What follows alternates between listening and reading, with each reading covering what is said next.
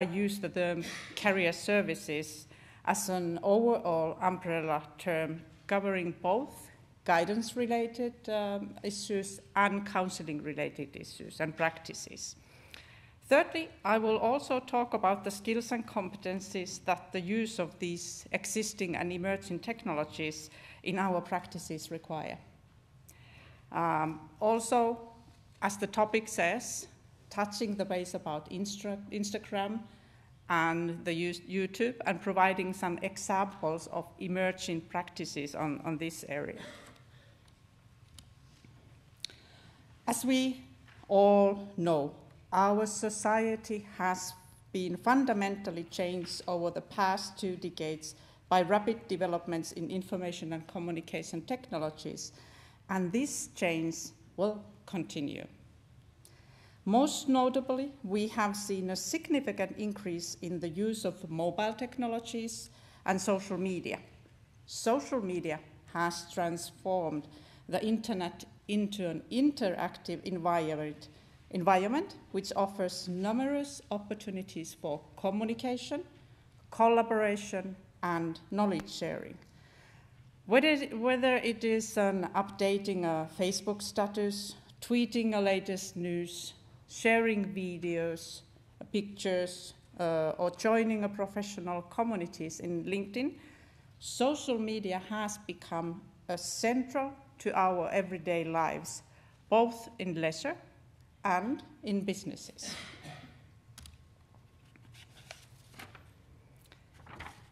With the technological developments and changes in society, there has also been a continual example of expansion of the role of guidance practitioners. Career services today have expanded from private to a public phase and from individual sessions to more collective engagement. If I look, for example, professional practices today, they are moving from and walking out of their offices to going in places where people are in everyday life. So making a presence in shopping center, having a drop by, do you have a career-related questions? Have you thought about career move? Are you aware of the possible further education possibilities? Also, going initiatives to move to those places where individuals have a little more challenging to find the services. So they have put up a little cars, which they drive this car as a service to little villages and making a presence there. So moving out of those private places where we wait that someone comes to us, taking an initiative and being proactive on providing services, but also making our presence and services available.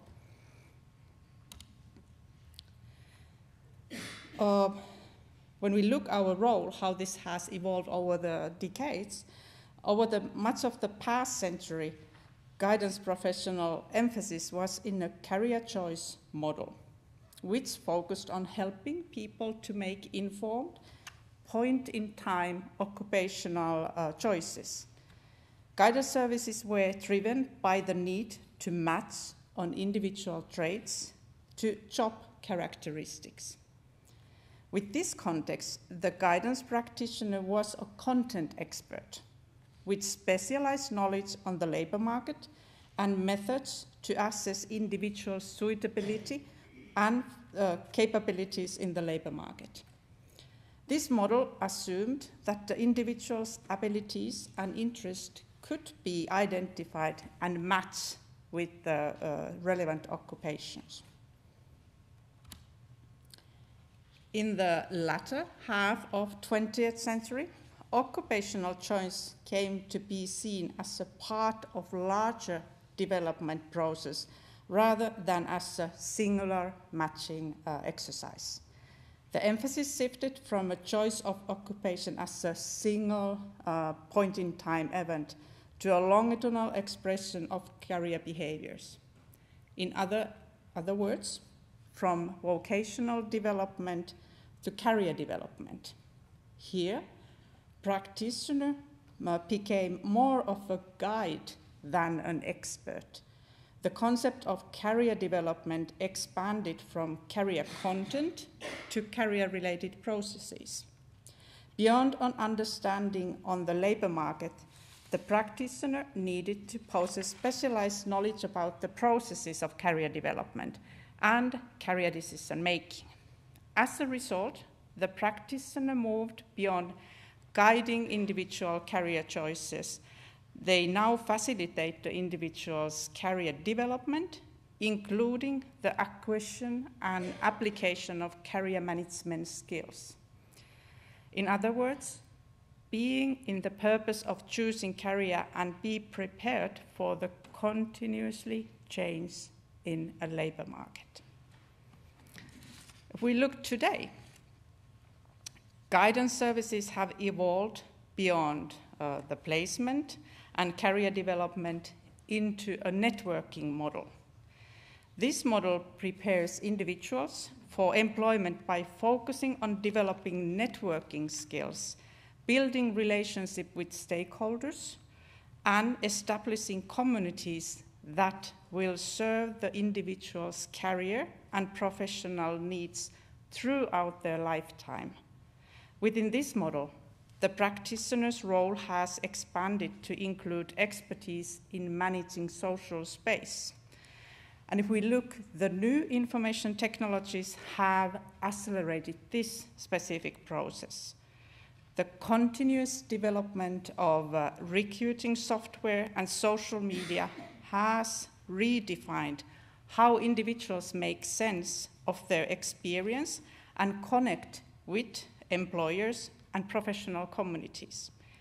In this context, practitioners have evolved into content experts and network catalysts who participate in a variety of communities and develop meaningful connections among the constituents. For example, in our country, professionals are increasingly invited in multi-professional teams, in multi-professional working groups where we are dealing these complex issues and complex cases that are taking place in local, in regional, but also in global works. And this is networking in physical space, but increasingly networking in also in online and online communities where we can discuss with and talk and create our understanding in national, international, in networking. And also supporting that the individuals that we serve will develop the skills that they will create the networks that support them throughout their lifetime with these issues. Well then, how about the role of ICT? How has that evolved? Over the past several decades, the role of ICT in guidance services has commonly been viewed in three ways. One, as a tool, two, as an alternative, and three, as an agent of change.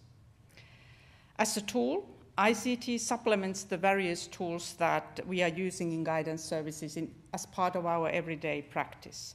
As an alternative, ICT provides an alternative way for individuals to access the services or access the career-related information relating the occupation or educational settings. And as an agent of change, ICT has potential to transform or alter the nature of guidance services and the ways in which they are delivered. Watts and Hooley identified three ways in which guidance practitioners generally use ICT. One, to deliver information. Two, to automate interaction. And three, to provide channels for communication.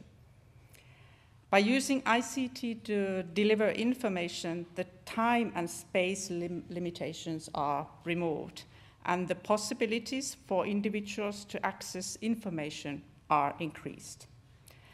An opportunity to draw on external resources, such as pictures, audio, and videos, practitioners can provide a more media-rich experience to their clients.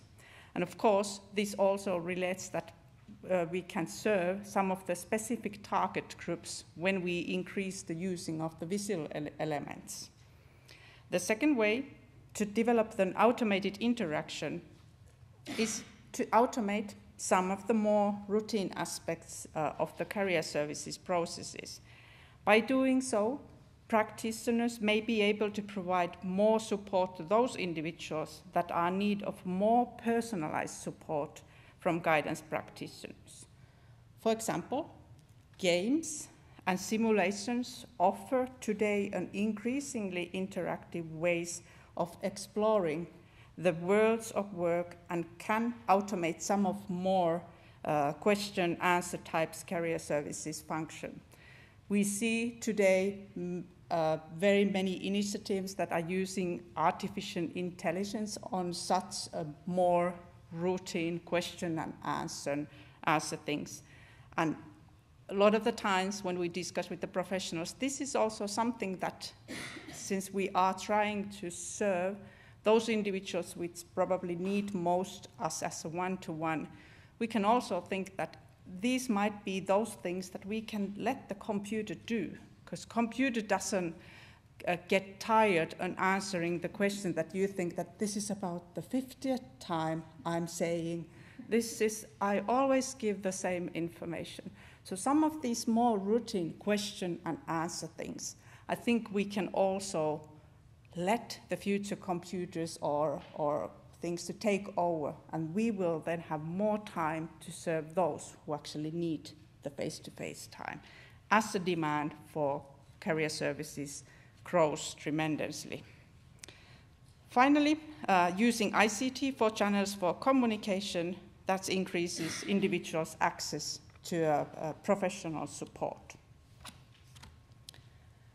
We can also consider the expanding role of ICT specifically through its contribution to a guidance process. In this context, Barnes, Lacroix, and Watts suggest that ICT could serve 4 functions: 1, informing; 2, experiencing; 3, constructing; and 4, communicating. Informing refers to helping individuals access and apply guidance information. For example, using different websites and different databases. Experiencing means using ICT to help individuals learn. For example, from virtual online simulations. Constructing refers to helping individuals better understand themselves and their situation. For example, using e-portfolios or online assessment tests. And finally, communicating refers to the use of ICT to help individuals access support and action, gain wider access to placements, or increase their awareness of opportunities. If we look the same thing from individuals' perspective, Osborne, Diggle, and Samson described ICT as having these direct outcomes: understanding, acting, and coping. So understanding refers that the individuals who use ICT to better understand the nature of their problem.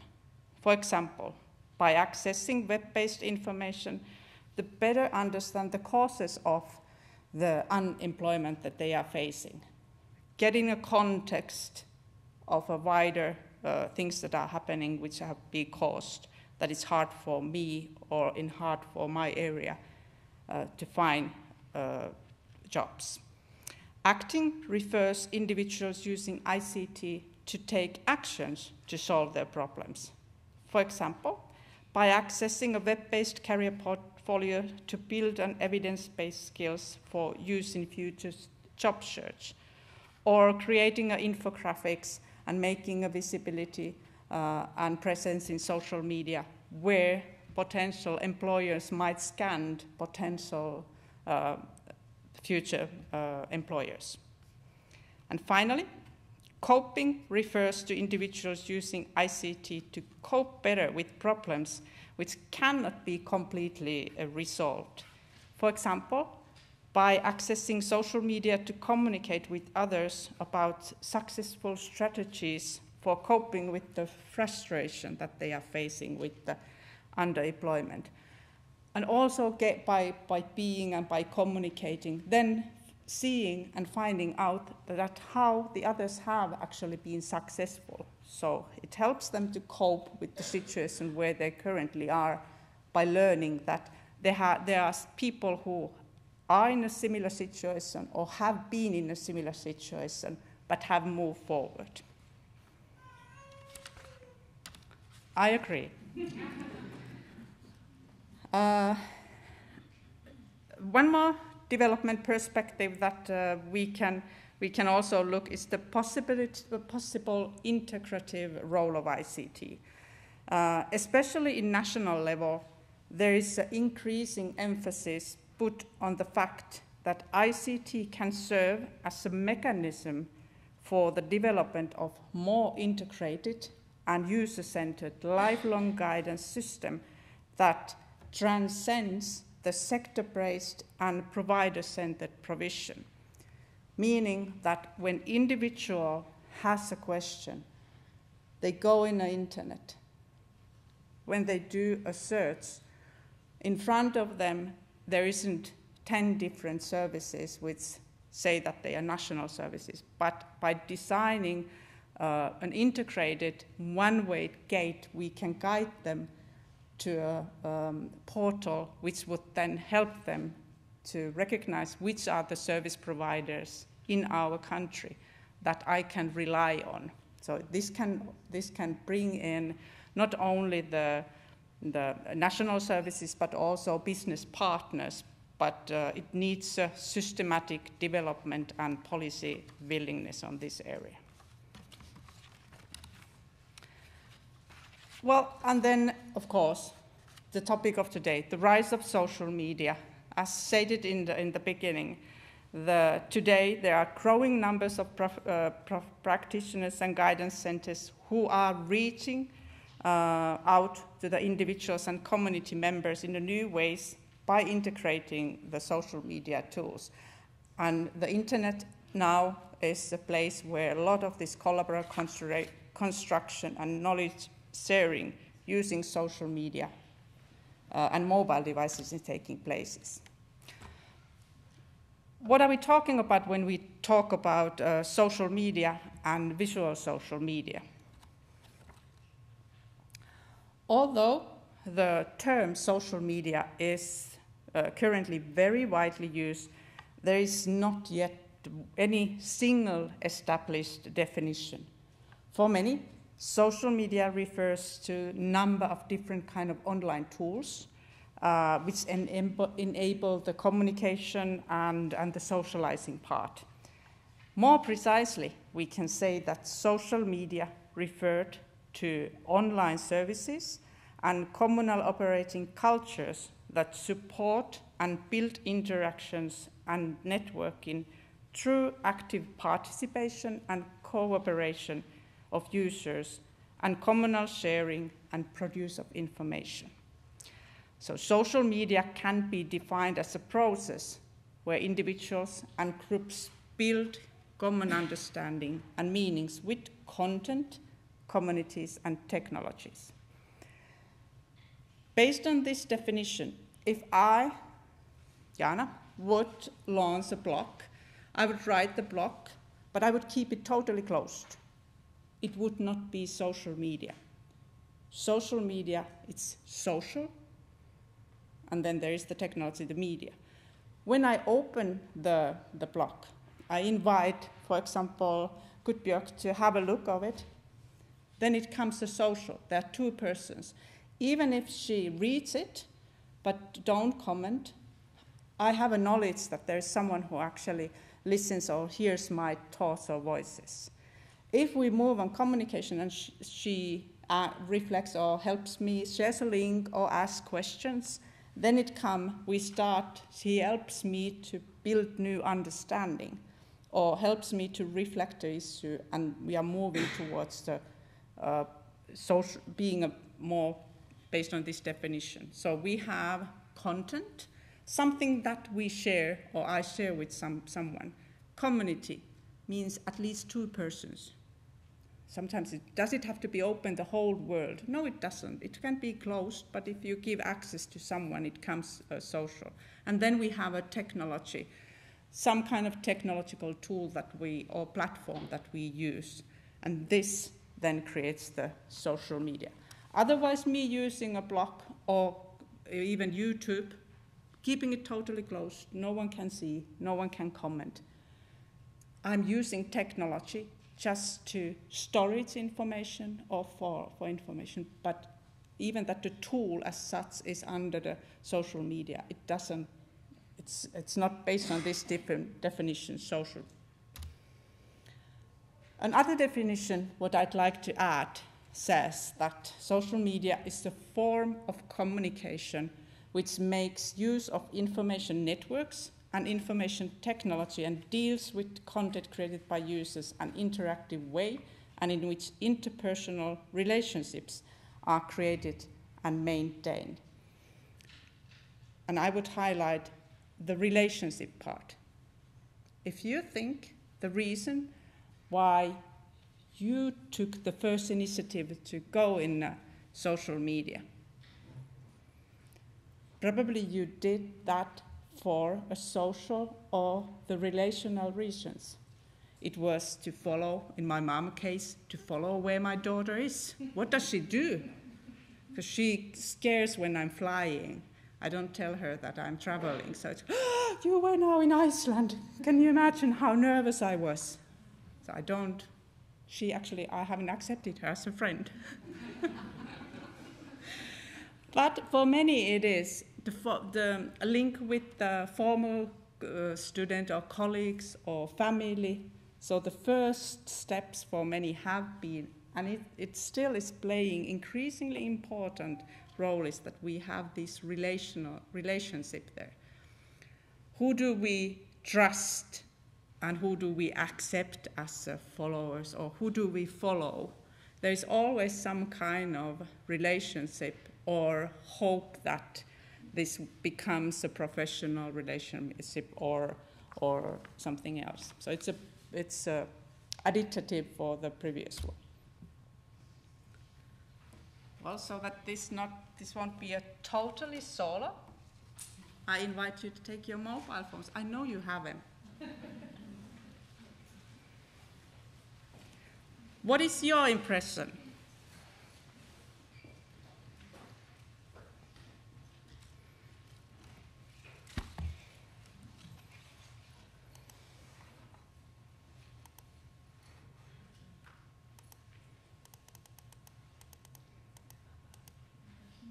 Here we go. You ready for a little Kahoot? So, how many know the Kahoot? Good. So I don't have to give instructions. So you open your browser. You can't see it. Well, open kahoot.it. And, well, I'll try to figure out how do we get...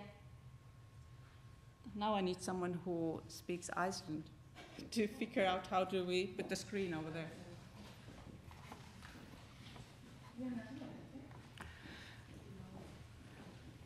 It's on that, but it's not over there. So Kahoot.it. And once you have that, I'll give you the campaign, because then we can play. Is it no, now you close the whole Kahoot. No? Thank you for your help, dear friend. Yeah, it's here. Okay, good. I'm wondering whether...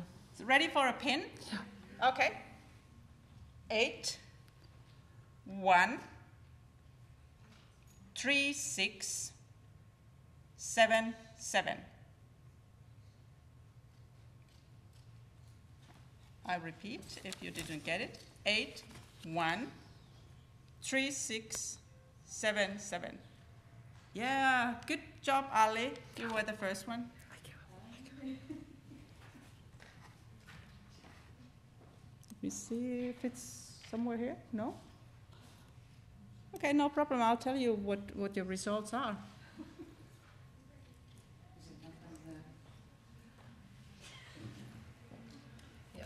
There's also some videos which I'd like to show so they don't see. All right, well, we have 32 already in. Thank you. You are welcome. That needed just the dean to come in. Perfect.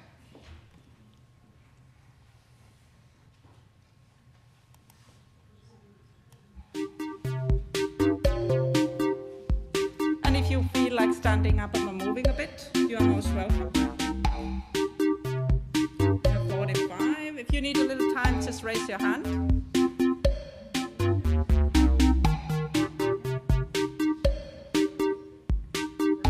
Ready to go? Okay.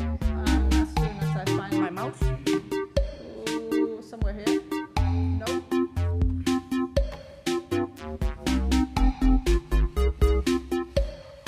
Can someone see my mouse? Well, you can see I'm the tech-savvy person. Ready? You've all been here. Go off the screen. Yeah. I'll let you work that. You do so well. So let's just start. Okay, what is your impression? We have 3 questions to go. I find the use of social media and career services important. Yes. No. Somewhat important.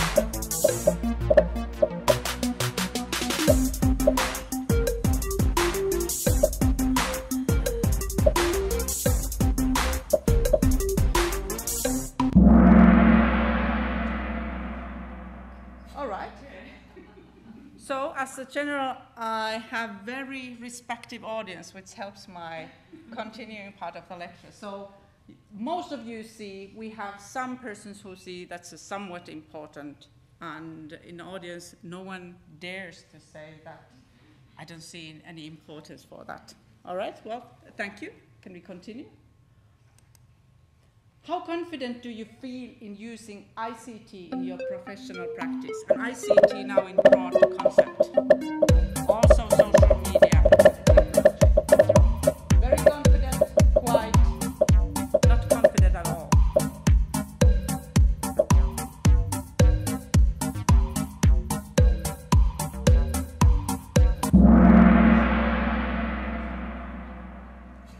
All right, there. Most have 47, and then feel 47 out of 57 think they are very confident or quite confident. That's very nice to hear. And then we have some people who don't really yet feel too confident on this area. Good. May I? Thank you. Very privileged to have such a gentleman to help me. Social media in guidance is a great way to extend the services. It's a potential useful tool in my practice, or it's just a passing trend. Something else will come and soon. Great way to extend guidance services. Potential, some people are still looking at that, okay, it's a potential for use, and someone clearly says something else is knocking on the door already. So I'm waiting for the next one to jump on this trolley. Thank you very much. Okay, if I learn this. No? Clearly it needs a native to... So it's still not working? No. Ah, look, thank you. When you appeared close. Yeah. You might lose some. Yes, that's fine. You don't need that. Thanks a lot. And thank you for participating on this little exercise. Such tools which have a gamification elements are increasingly popular among youngsters and among adults. And there is a number of such possibilities which I encourage you to take as a part of your practice. Of course, every time it's important that we as a professionals in such a settings are also prepared that technology just doesn't work. So I had backup just to raise your hands or stand up to do so. If we look at the recent study that have focused on what are the career practitioners' experiences of social media, the study showed that there are 4 different ways that practitioners, or it provided a snapshot how ICT and social media is currently being used. So in its most limited ways, it is used mainly as a means for delivering information. A little wider way is not only to use it for delivering information, but also as a medium for one-to-one communication. This expands then not only using it for delivering information or communication, but also using it as an interactive working space. And in the 4th and the widest experiences is that even that we use it in these varying ways, it's a media that is actually challenging us to rethink how do we do our practice and how do we provide the services. As I said, we are moving to a networking, so that challenges us to think our profession and our daily practices. This study also revealed there were 7 different areas where practitioners' voices were different. So it was how they perceived the role of social media, the function of it, the attitude that was expressed, the rationale of using the technology, their personal intervention paradigm, nature of interaction, and practitioner's role. So we'll have a quick, shortly look how each of these categories were. So in the first category, where social media is experienced as a means for delivering information, practitioners considered social media mainly useful tool for delivering information and advice, but were not convinced of its potential for any other types of guidance interaction. The rationale for using social media in guidance and counseling is visibility.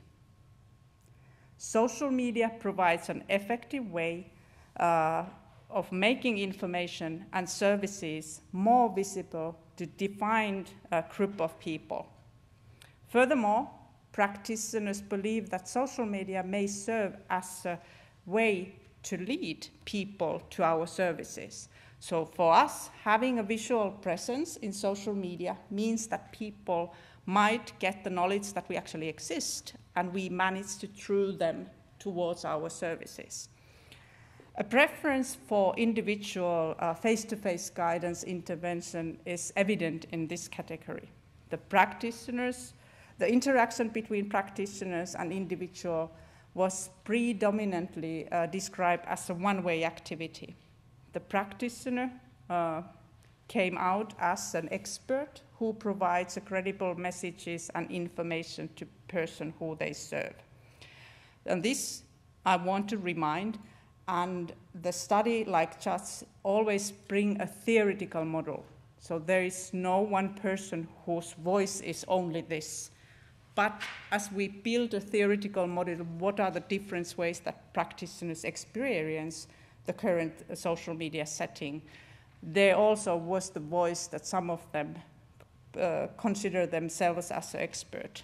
So saying that, okay, I know what is best for this person. And of course, sometimes it might be that we have to also use such a voice, but not that those who use it only for information would only think themselves as experts.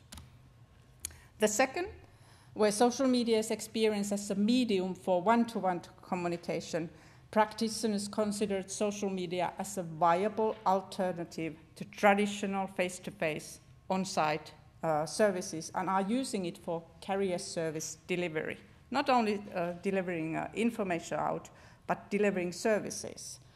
So although social media is recognized as a useful communication channel, practitioners are very careful in using this media and using it to communicate in private and closed manner, so one-to-one.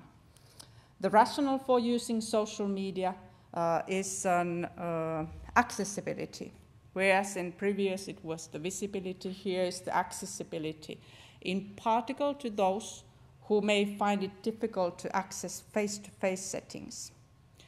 The anonymity that social media may afford is also emphasized here.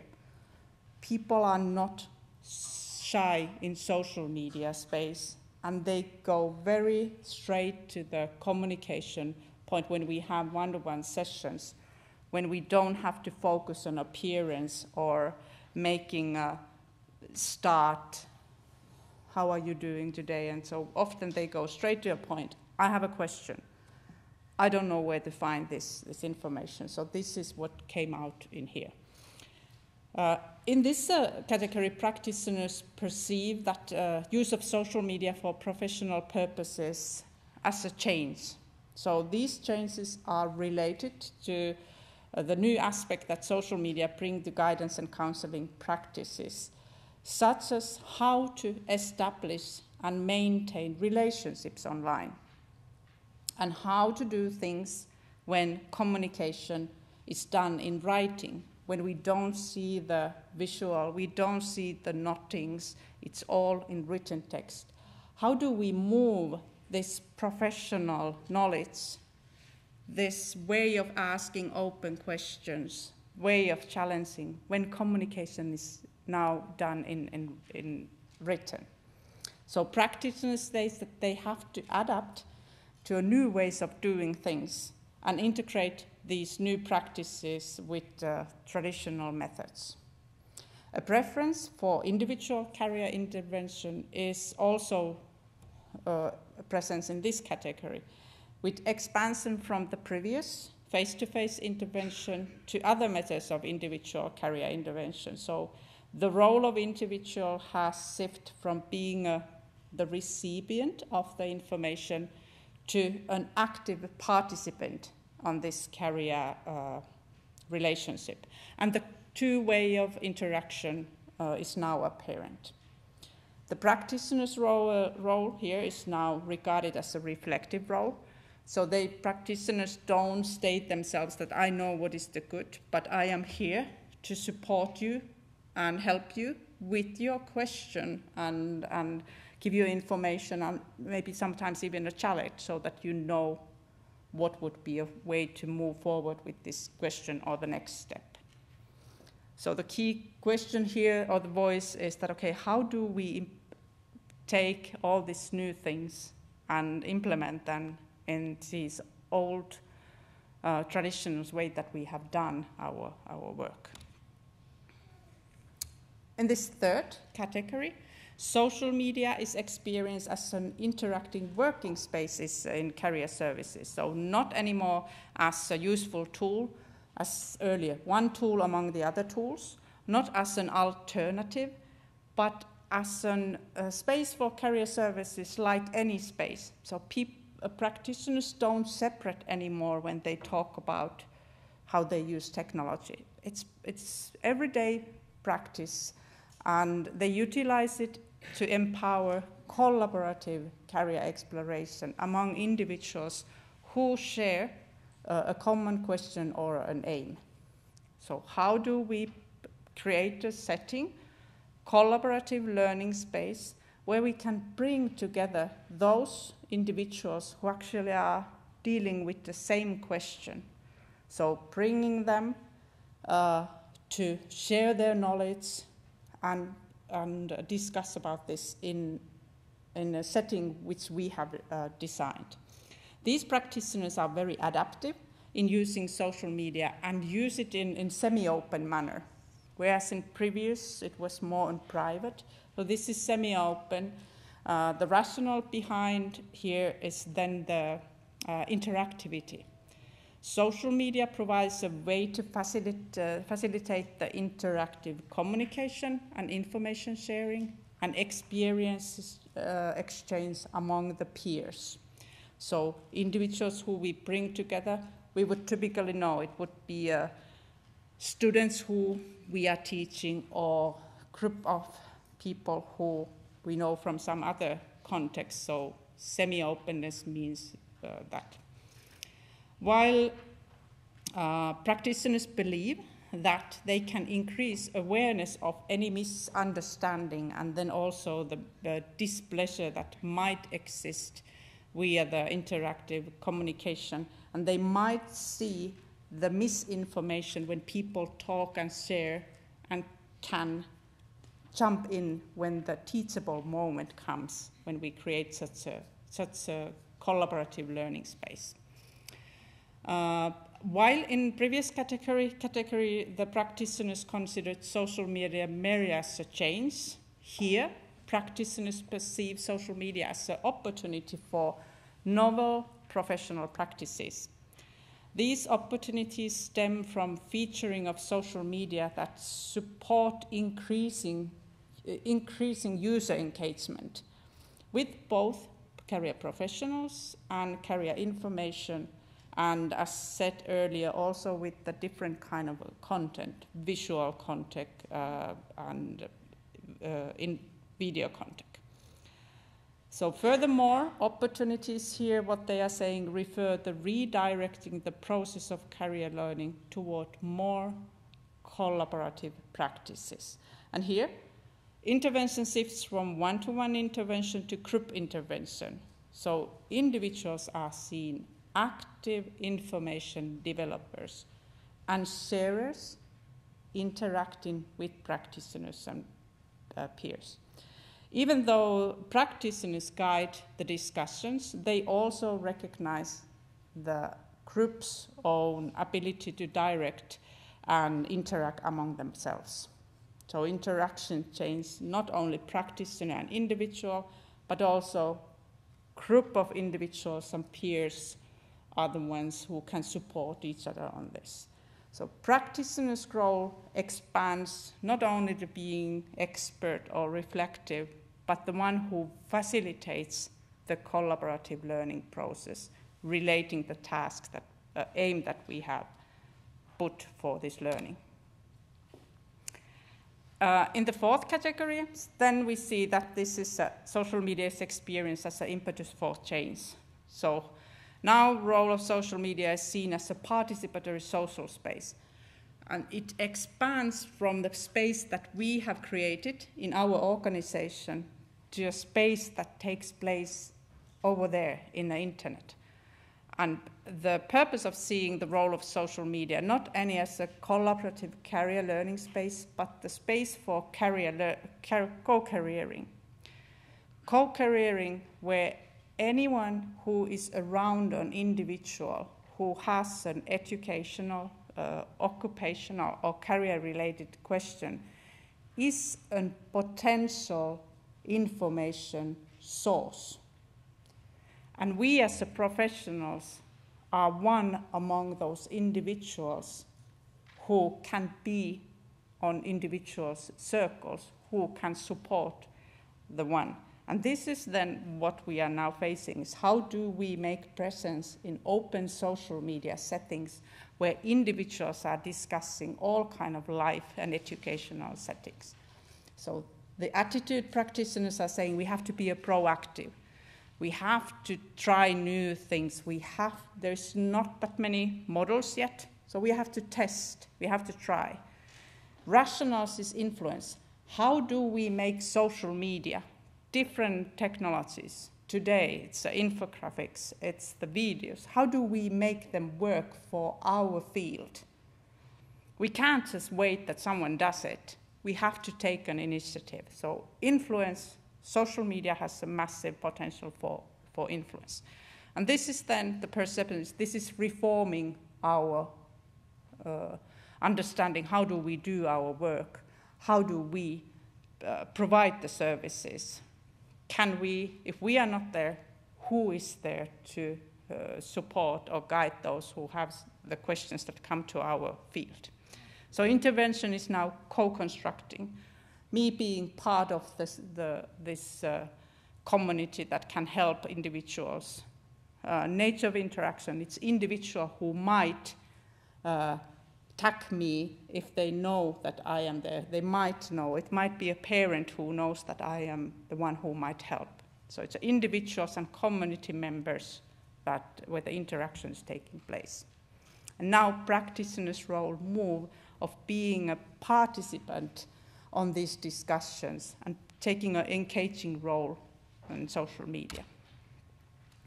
As a whole, this study gives us a possibility to map our own understanding. So we can use such a study by having a look, okay, role of social media, do I consider it as a useful tool, space for career services, so going each of these and looking where are the most of the circles. So am I more seeing, or is my practice more on using it as a means for delivering information? Is it more on middle, or my circles more on right side? It also gives us a possibility to see that how can we develop our practices if we want to move from using technology as not only an information source.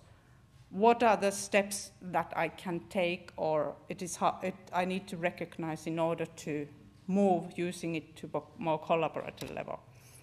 And this is from the same study.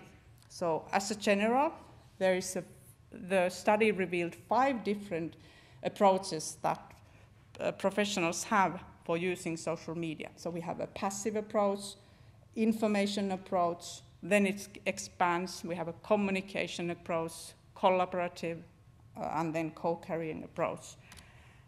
And the skills that relate to this. So in information, about delivering information, having an operational understanding of those technologies that are specifically for delivering information. In communication, having a practical knowledge of those tools that are for one-to-one communication and creating such a social media skills, where communication is taking in text. So what are the specific skills I need to develop?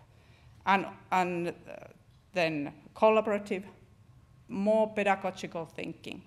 How do I create a course with the learning aim, structure it so that there is enough collaborative assignments for individuals to achieve the goals that I have set for this task. And then co-careering.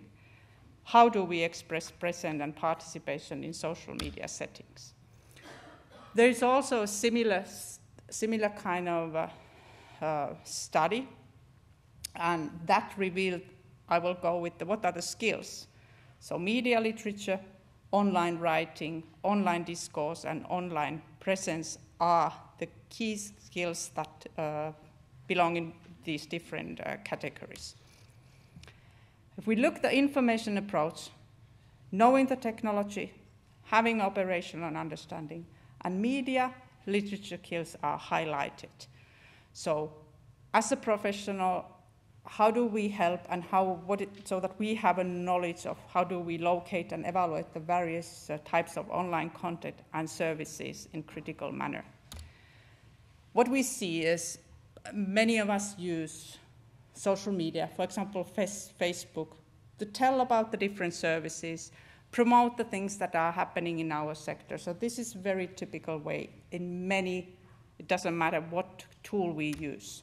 It might be a Twitter. You find a lot of professionals who still mainly push out information. They don't engage too much on communication. It's just sharing information. We live in an area where social media is moving towards visual social media. So videos, animations, infographics are the ones that people are searching, and they catch the individual's attention. If you think what kind of content catches your eyes, what do you look and what gets you what draws you to read maybe another article? A lot of the times it's maybe a short video someone tells. It might be an infographic in web page that shows that, okay, that's interesting, and it pulls you to read. Well, it's the same with the other people. Information, which is infographics, is information in graphical format. So presented in logical manner. There's a lot of easy tools having the layout, nice and fancy layouts, but the challenge for us is to think, how do we present the information we have in a logical manner?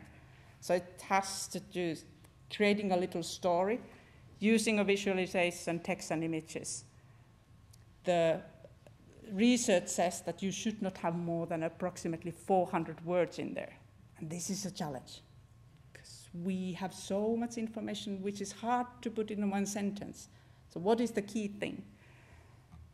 3 days after the learning, new information which is more in visual formats, people are more likely, 6.5 times more likely to recall what was it that was thought.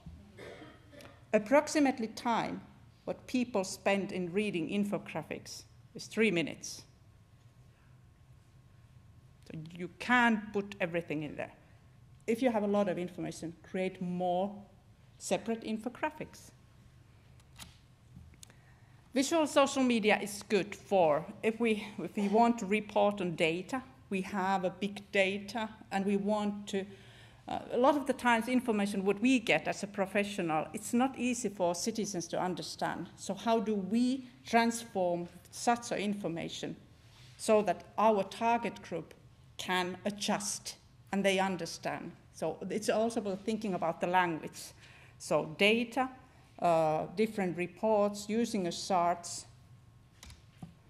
like there. If you have that information in written, which tells about the highest paying technical skills, would be quite complicated. Just the images, what you get, what is the yearly, the payable element, it's easy to services. You can output them to draw the people, videos, infographics. Instagram also.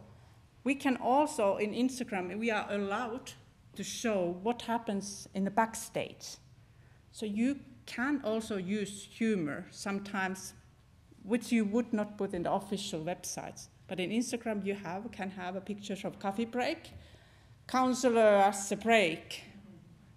It's more, it takes you more human, also showing such a size. It makes you more accessible. It might be something that helps people to start building some kind of relation. Oh, they are not that serious over there. They have a good humor. Might be useful. It increases, visual social media also has a possibility to increase the visibility, create a brand, start branding our own office, our own services. Also, there is one help CV. So how do we draw attention? Not too much information. This is just to promote, okay, well, we have a course. If you need help, we could say, okay, well, we are organizing a course for you to design your CV. Or if you put that out, which you think that the youngsters would, which attracts their attention. This is also, how do we make social media work for our issue? Are they more likely to share something what you write? Or next week we have a CV course, you are most welcome. How many would tweet that further? If you have such, someone might find that funny, and they might be so thinking strategically, how do we make social media work for our issue? How people pass the information that we put out.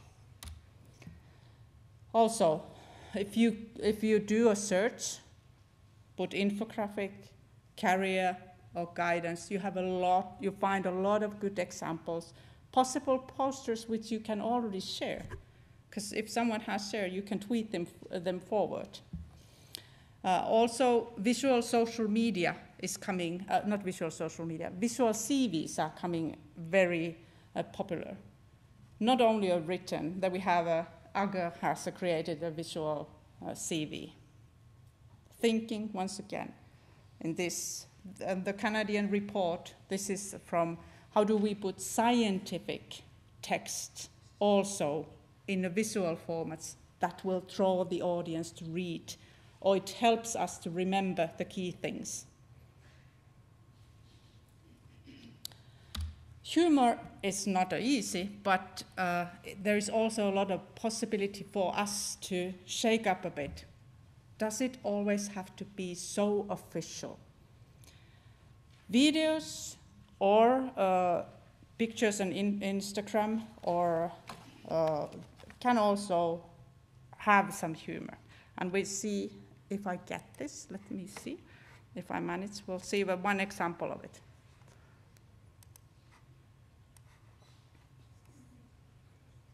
You go. No? Is it coming? I'm trying. Here you go. Well, Mr. Thank you. Clearly, you have to have done some degree in order to get the computer here to work. Which side do you pull it? Oh, I went to the wrong side. Of course. It makes no sense to draw it to this side. Okay, here we go. In Finland, public employment service sector. How do we make social media work for our issue? How do we put some of the information that it's important for youngsters to remember? Here's a video example. So, what is the importance of first impression? Mouse, here it is.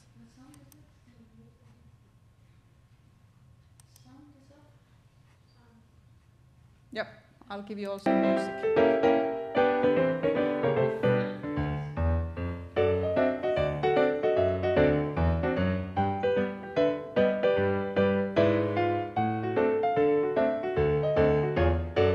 Not like this.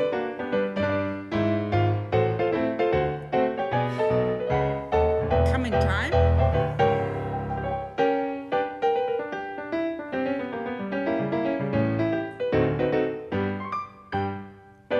Dress nicely.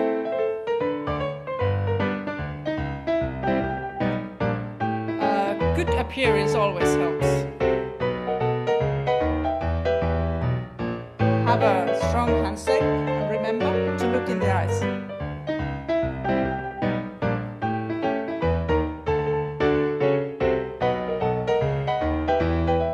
Don't forget, be relaxed and self-confident.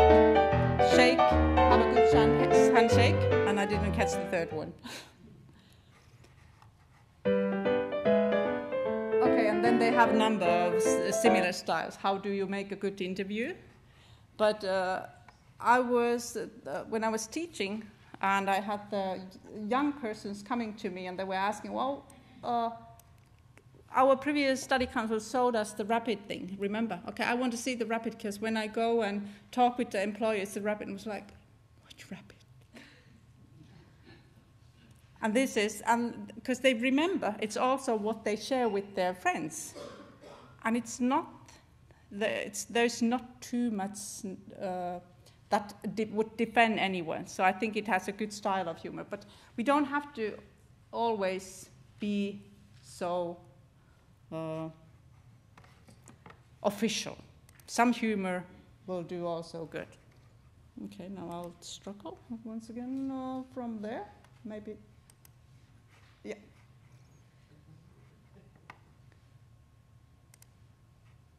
Here it is. No, it's not. Okay.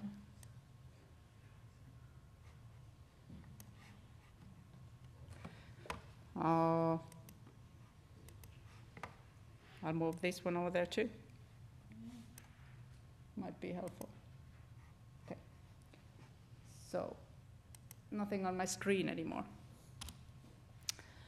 In communication of Sprout, then, practical skills on using ICT for one-to-one communication. As I said, since it's more on one-to-one, the writing is the one that it's highlighting.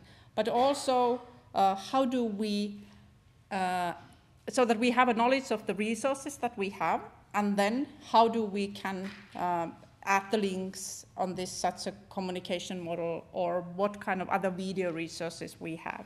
So how do we use various type of online content and services in specific contexts and in specific settings?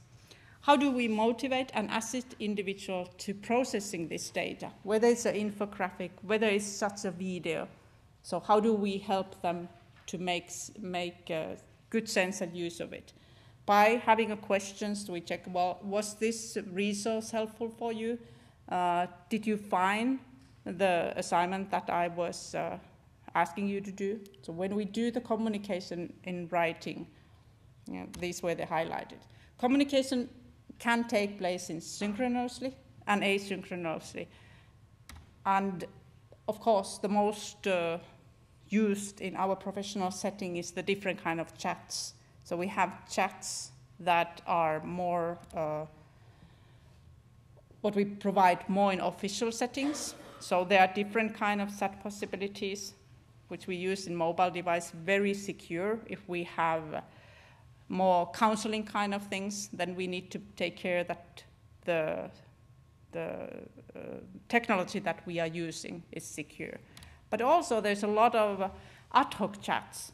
When you are in WhatsApp, individuals might just drop a question. In Facebook, they just might drop a question. It's like, oh, well, I didn't think that will give advice here.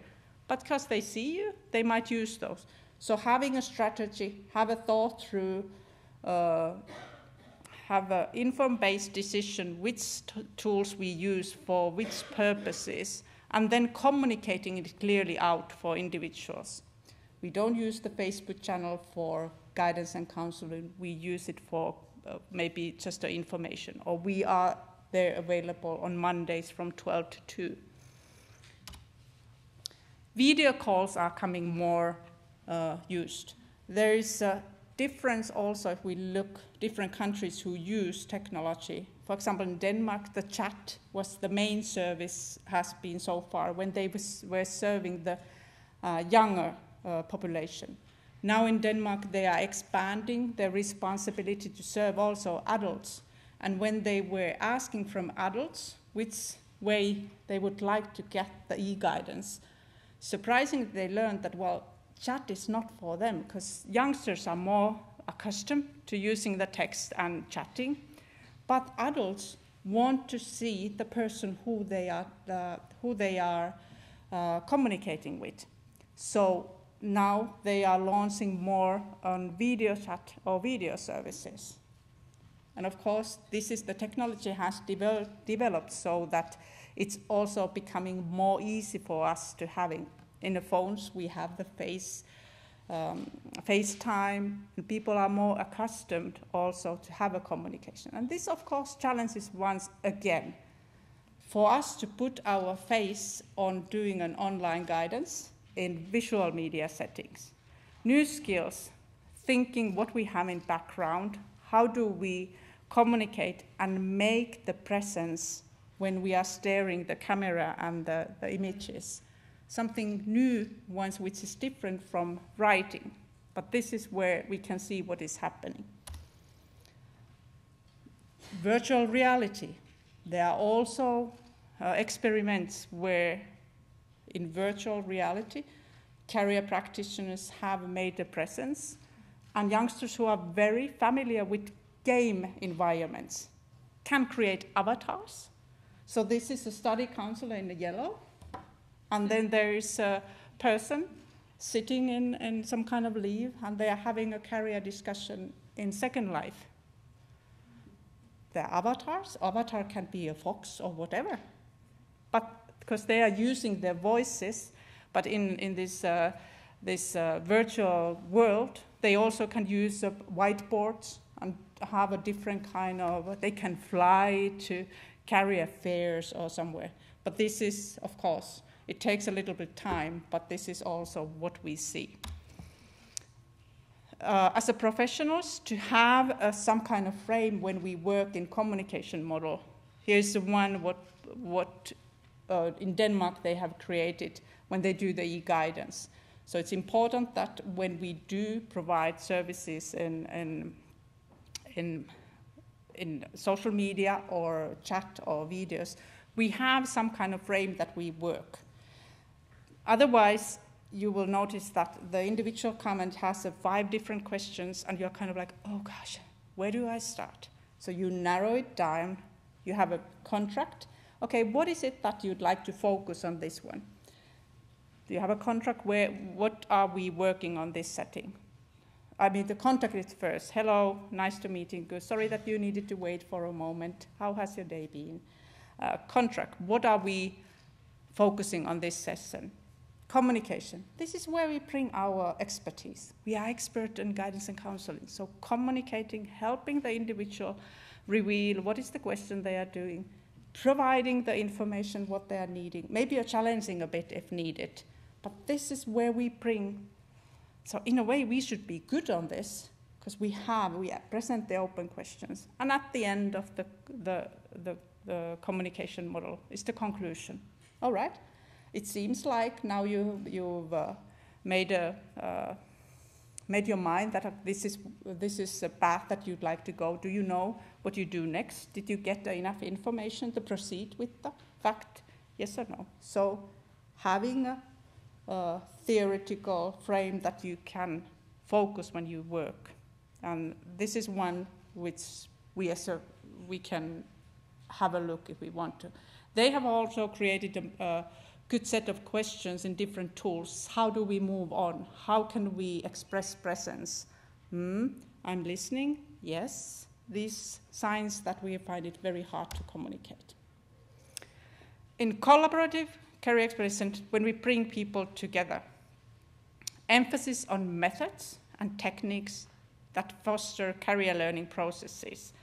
So bringing people together, thinking about new ways of doing some collaborative assignments.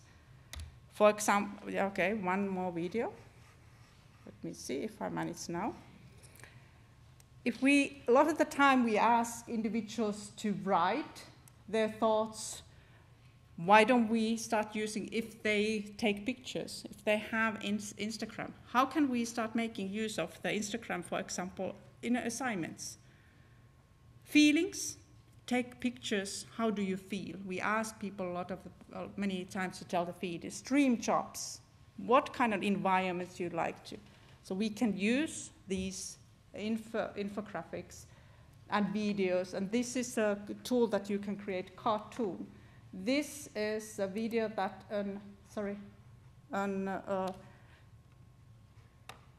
it's right there. I have to open the, sorry. It's made by a student who is 9th grader, so 15-year-old boy. He asked me, he was in job shadowing. He asked what I do in my work, what kind of research I've done. I told him about these results that I have presented, and then I told, well, I'd like to make a cartoon somehow. I told him the program, could you do something? He worked in one afternoon, and this is how he understood the same thing that I've been talking to you today, and visualized it.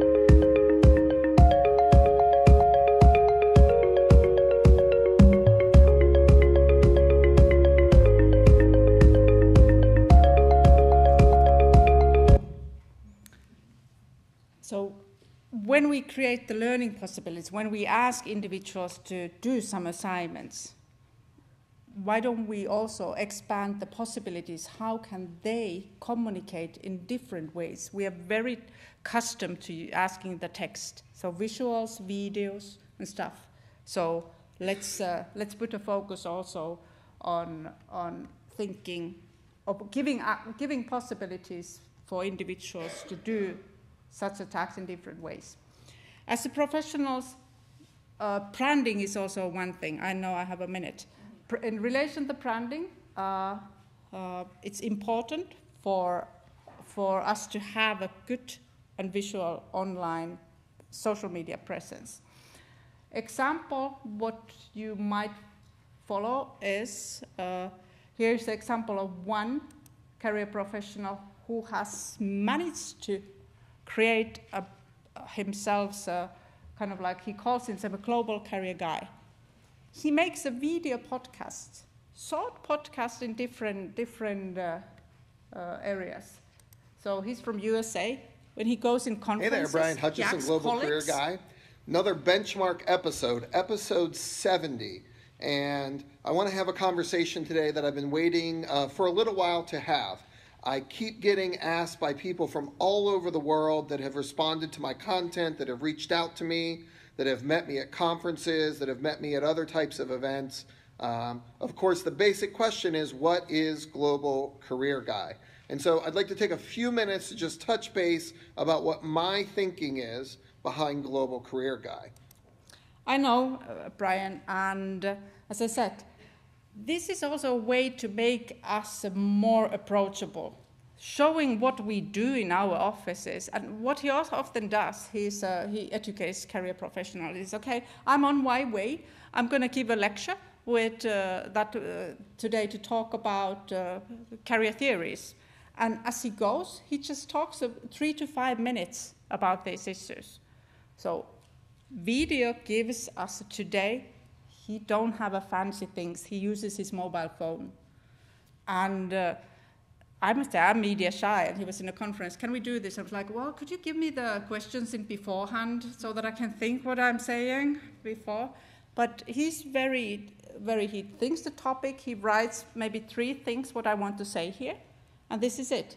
And he's getting a lot of followers, also colleagues, but he said that it's surprisingly how many students also are approaching. And even that we think that we are branding, that opens the communication. So actually one communication starts in Instagram. I'm going to show this one because the title was also about Instagram, so let's have a couple of slides of that too. So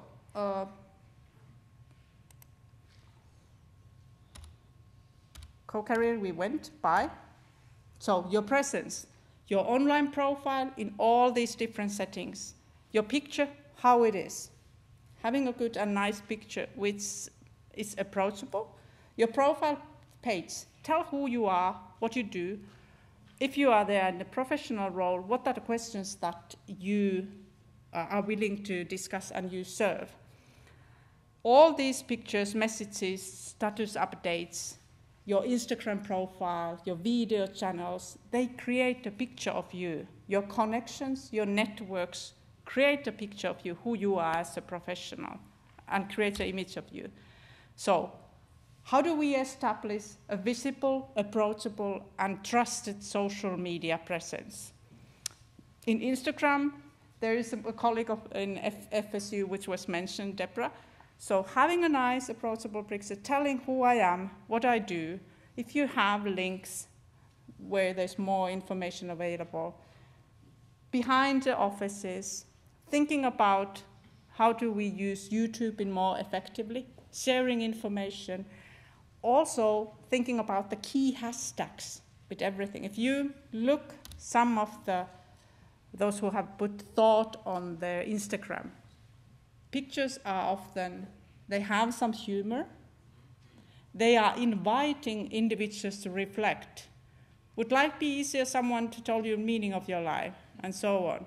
But then also very considered number of hashtags in which channels they want to push the information out. visuals, questions, inviting, not only sharing information, but inviting. And if people comment, then react. If someone says, that was an interesting post, thank you. Do you think that the series of these kind of posts would be useful for you? So comment, and don't just be like, okay, good, we got thumbs up. This is how you engage people and make awareness, and then they are willing to pass the information, and you become visible, approachable, and trusted as a professional practitioner, as a service, and as strengthening start making social media to use to work for our purpose. So, where are we in these settings? How do we make the presence? Last but least, we have an opportunity to create new practices and paradigms and better reach individuals that need our assistance. But the challenge for us now is to decide how to make best use of this technology that will keep on changing. If we have a good and wide understanding, as presented here, then we can also make informed-based decisions how we use the technology. It's perfectly fine to remain and make an informed-based decision that the clients who we serve, it is enough that we provide the information. This is perfectly fine, but we need to also understand that as a sector, as a whole, this is a world where we live, and this is what they can also find in online. So if we don't make a presence, there is someone from somewhere else. So this is informed-based decision at that time. So my question is, in which different ways your clients, the people who you serve today, can access the services that you are providing? And we have a little bit time for questions.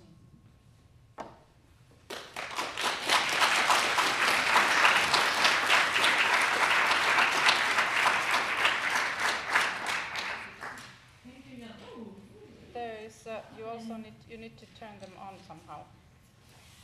You might have someone who knows. Chacha? Thank you.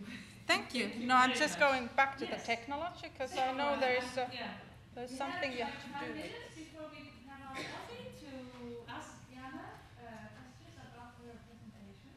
Or give a comments. Yes, or comments. And thank you very much for a very interesting presentation, which was both theoretical, sort of set the frame, and but gives us opportunity to evaluate where we are at in our different career settings or career services. So please, if you have questions, or Guðrún and Áslaug, and if you prefer to ask in Icelandic, no problem, we will translate the question. Yeah, I think we can hear, because the technology here is, this looks nice, but... Yeah, okay. I have the audio visibility, I can't see what Yeah. it's saying. I don't. You just have to Kunni þið bara spurning með mæta? En spurning í saman til Jönu? Af því að hér í frá svo áfengið á íslensku, þannig að hún þá mann verður á í kaffinu, þið getur tengt hana svona one-on-one, sem maður segir. But I was saying that they could ask you also one-on-one during the coffee break.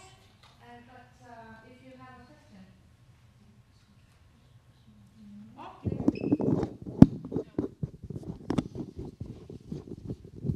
No question? They're ready for coffee. Yeah. I mean, come on, 90 minutes of listening her in foreign language. Yeah. Oh, Okay. Helga has a question.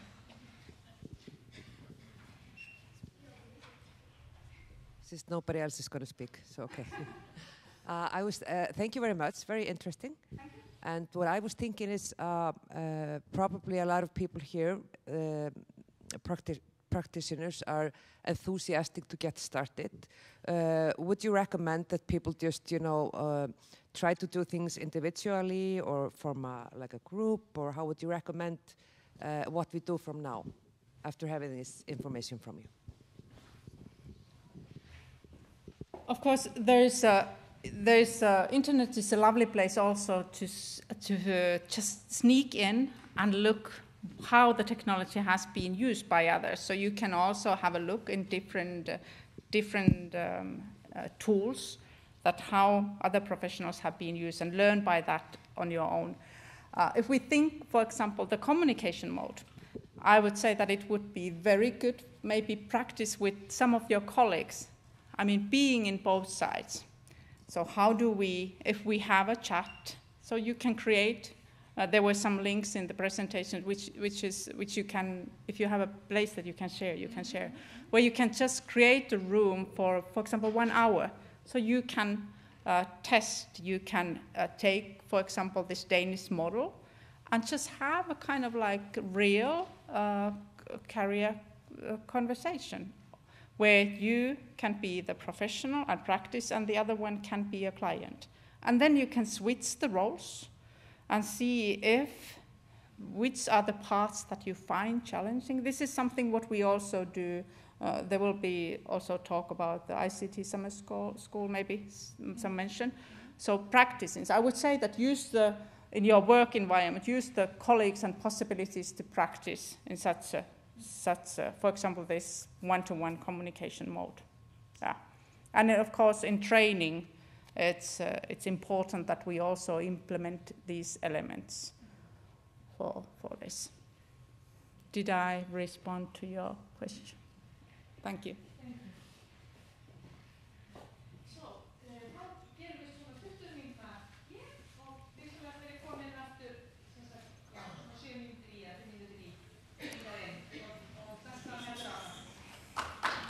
Thank you.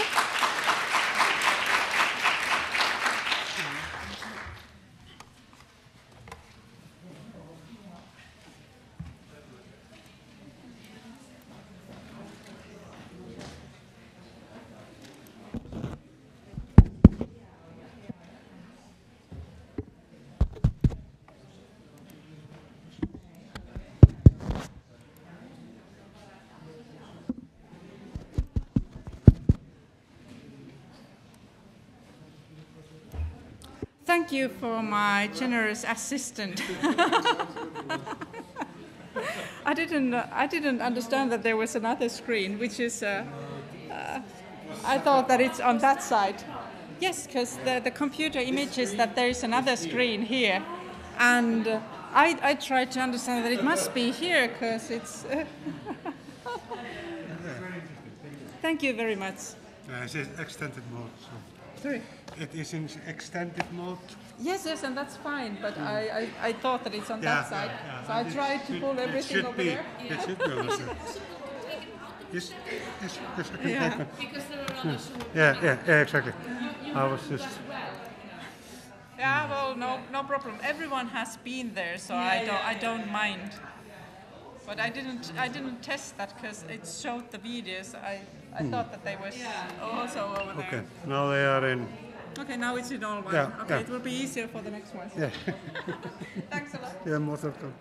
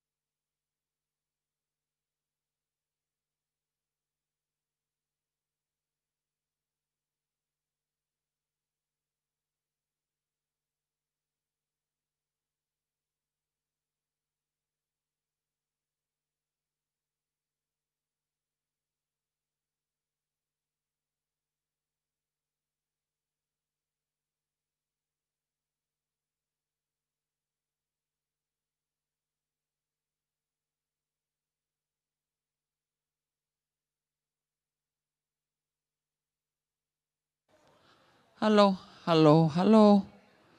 Halló, halló, halló, halló, halló. 1, 2, 3, já. Ok. Þá slekk ég á ekki að slekka á honum á bíli. Ok.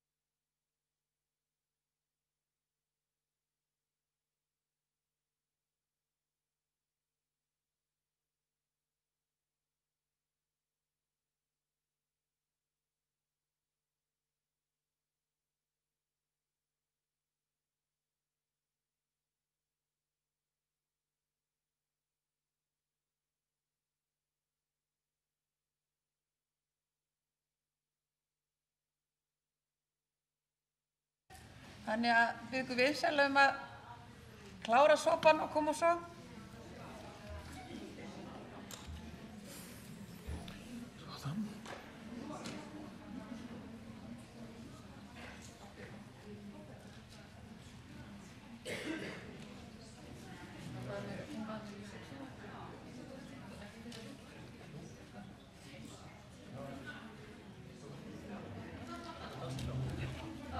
Já, þá komið að seinni hálfleik í þessari dagskrá hér. Hún fer fram á íslensku en Jana verður hérna áfram í salnum. You will be staying here in the room and you are available if we want to sort of have her opinion on some of what we're discussing. En ég sem sagt kynni þá hér til leiks tvo fyrirlesara sem eru Arnar Þorsteinsson, náms- og starfsráðgjafi á fræðslumiðstöð atvinnulífsins og sem hefur haft veg og vanda af þróun vefjarins okkar næstu skref. Og ég mun láta ykkur vita þegar 3 mínútur eru eftir af ykkar tíma, en þið hafið sem sagt hvort sig korter ef ég man rétt.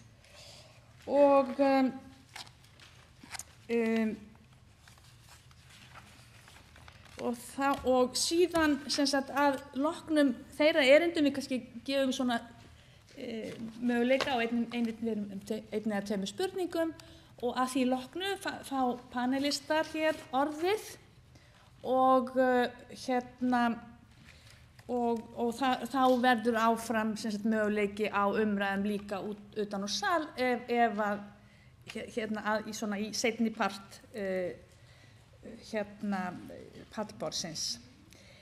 En mér langar þá til þess að kynna Arnar Þorsteinsson sem náms- og starfsráðgjafi að mennt og hann starfaði lengi í Ölduselsskóla en starfa nú sem náms- og starfsráðgjafi hjá Iðunni og fræðslumiðstöð atvinnulífsins og eitt af verkefnum hans, eins og ég sagði áðan, þar að þróa þennan vef sem ennþá í þróun sem heitir næstaskref.is og það verður gaman að heyra hvað þú hefur það að segja. Gjörðu svo vel.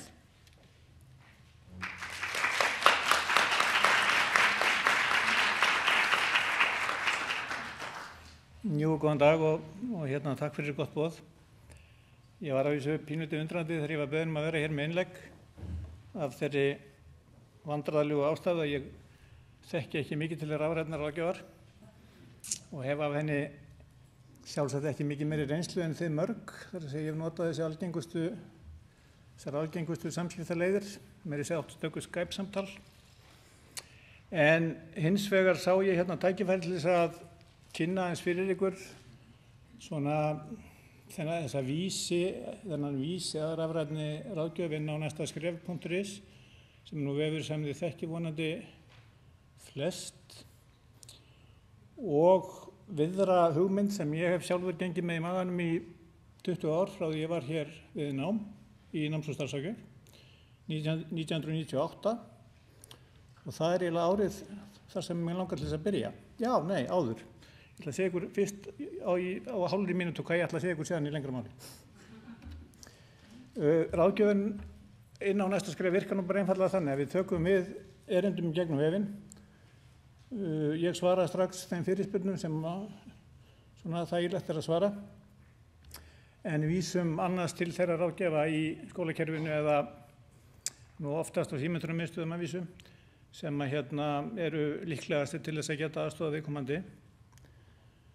Nú mín svona sýn sú að þessi ráðgjafarhluti, þótt hann sé primitífur í dag, þá geta hann á endanum styrkt samstarfsnet náms- og starfsráðgjafa og jafnvel orðið vísir að svona miðlægri sérfræðiþjónustu sem við erum búin að ræða einmitt frá því að ég var hér við nám 1998 því að þá kom út nefndarálit á vegum menntamálaráðuneytis og þar setning sem ég hef alltaf verið pínlítið skotin í.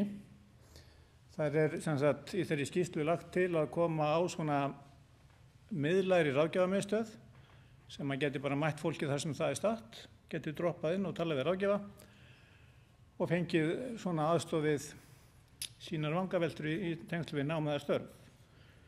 Nú, við ræddum þetta mikið og lengi og þetta dúkkar oft upp, en auðvitað hefur slík mistök kannski ekki endilega orðið að veruleika. Enda auðvitað svo lítið mál að koma slíku á svona í raunheimum minnstakosti. Og þá kannski áttið ykkur á hvert ég að stafna. Mér langar líka að staldra við stefnumótunarskjalið okkar frá 2015 sem er ágætt að dusta rykið af svona hátíðastundum. Þar langar mig að staldra við 2 setningar. Þar tekið fram að við verðum að leggja meiri áherslu á notkun vef- og upplýsingatækni því að þannig geti skapast aukinn tækifæri til frumkvöðlastarfs og nýsköpunar á sviði náms- og starfsráðgjafar. Nokkuð sem að er aðkallandi í mínum huga minnstakosti. Þar segir einnig að ráðgjöfin þurfi að vera sýnileg og með því að nota upplýsinga- og samskiptatækni í auknum mæli þá sé kannski hægt að bæta aðgengi og auka sýnileika. Undir þetta get ég nú mjög tekið, nú 4 árum síðar. En sem sagt, ég ætla að fara hratt yfir sig í skamman tíma. Ráðgjöfin á næsta skref er nú svo sem ekki sko neitt óskaplega frumleg. Það er einfaldlega víða á vefnum hægt að fylla út svona skema og ná þá sambandi við ráðgjafa. Og hefur verið notað meira en ég átti von á. Við rentum svolítið blint í sjóinn með það. En ég ætla aðeins að fara yfir svona það sem ég líti á sem kosti og galla við þetta fyrirkomulag. Kostirnir eru ósköp einfaldlega þeir að þetta er mjög einfalt og aðgengilegt. Ég sé inn á með hjálp Google Analytics að það eru yfir 50% notenda vefjarins að hafa sambandi gegnum síma.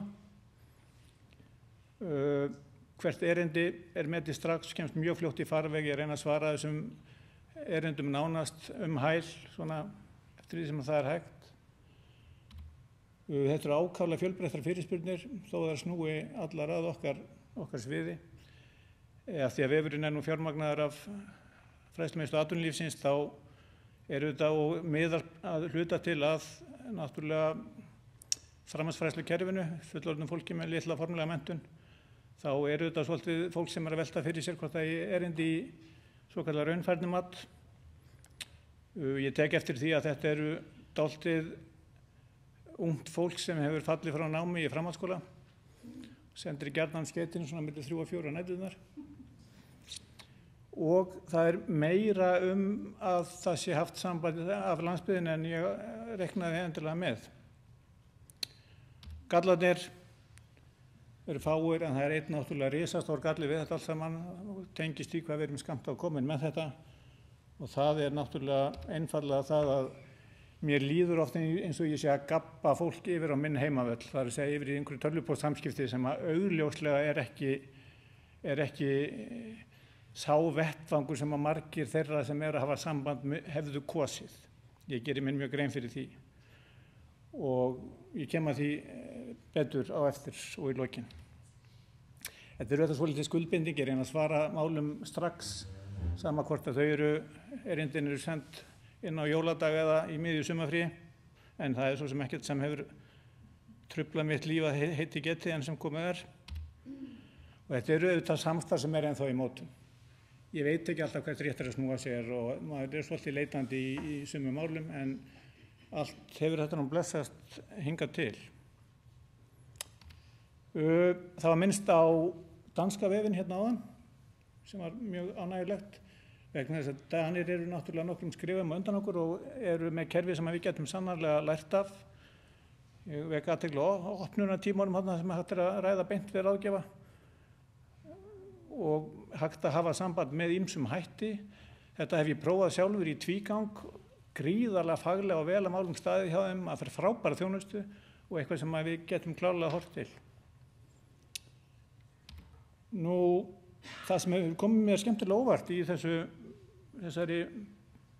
þetta undanfarna ár er það að þetta eru nánast eingöngu erindi sem berast utan hefðbundins skrifstofutíma.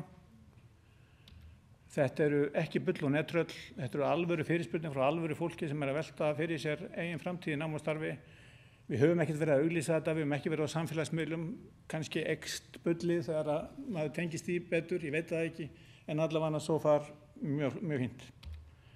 Og það verið engin nefnt í öngstræti fram að þessu. Við höfum getað annarkot svarað öllum fyrirspurnum að ég held og eða komið þeim í svona einhvern skynsamna farveg. Nú, af því að ég veit sjálfur, ég hef ekki mikla reynslu af rafrænni ráðgjöf fyrir utan þetta svona hefðbundna, þá einfaldlega leitaði ég til þess ráðgjafa sem að ég vissi að stóð mér þar talsvert framar. Hún hér í salnum, heitir Helga Lind frá Mými símenntun og við áttum gott klukkutíma spjall þessa hluti, annars vegar takmarkanir og hins vegar sóknarfæri í þessum efnum. Við vorum uppteknari af sóknarfærunum en takmarkununum og vorum á því að þessi atriði hér sem við töldum upp sem svona gætu kannski orðið okkur einhverju liti fjötur fót. Ég held að við höfum verið sammála það að þetta væri bara eðlileg fagþróun stéttarinnar á 21. öld.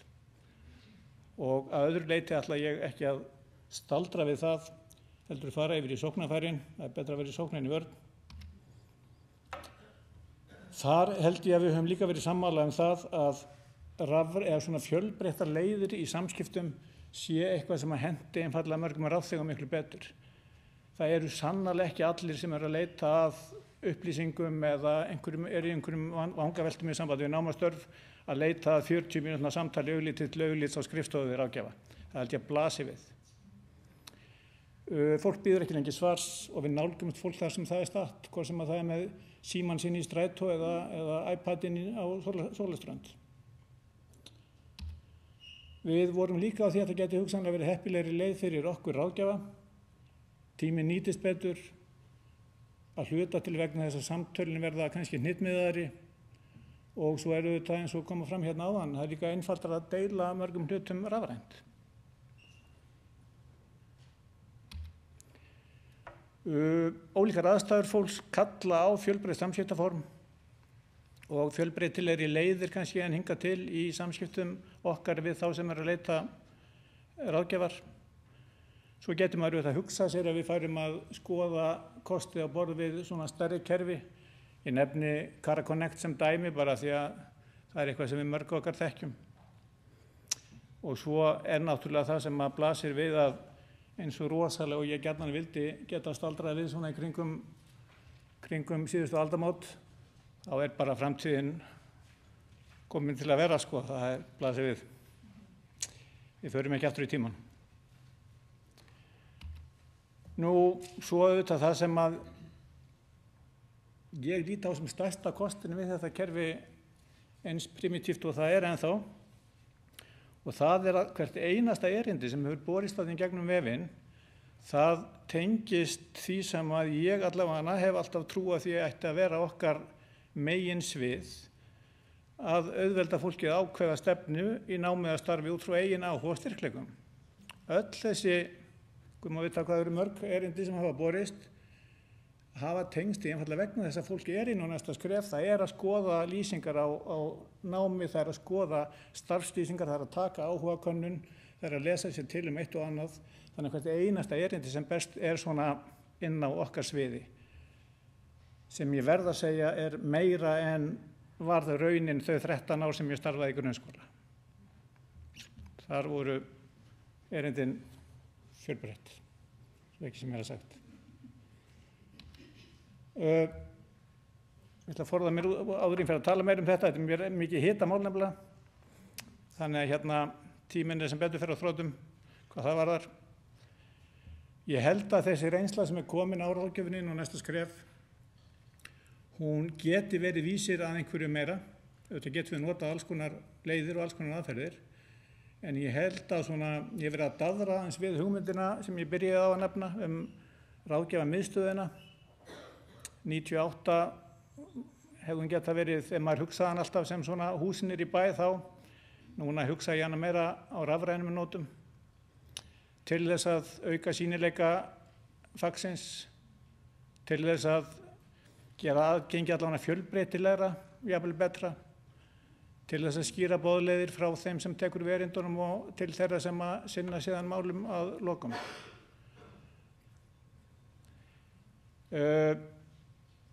Ég held að ef við ætlum að byggja eitthvað á þessu, þá þurfum við þetta fyrst og fremst fjölbreyttari samskiptaleiðir, það að segja fjölbreyttari leiðir til þess að eiga samskipti við þau sem til okkar leita.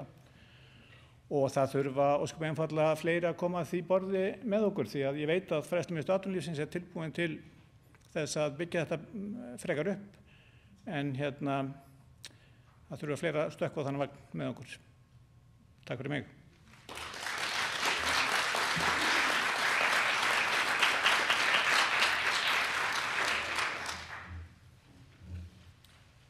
Já, þakka þér fyrir, Arnar. Eru þið með spurningar úr salnum?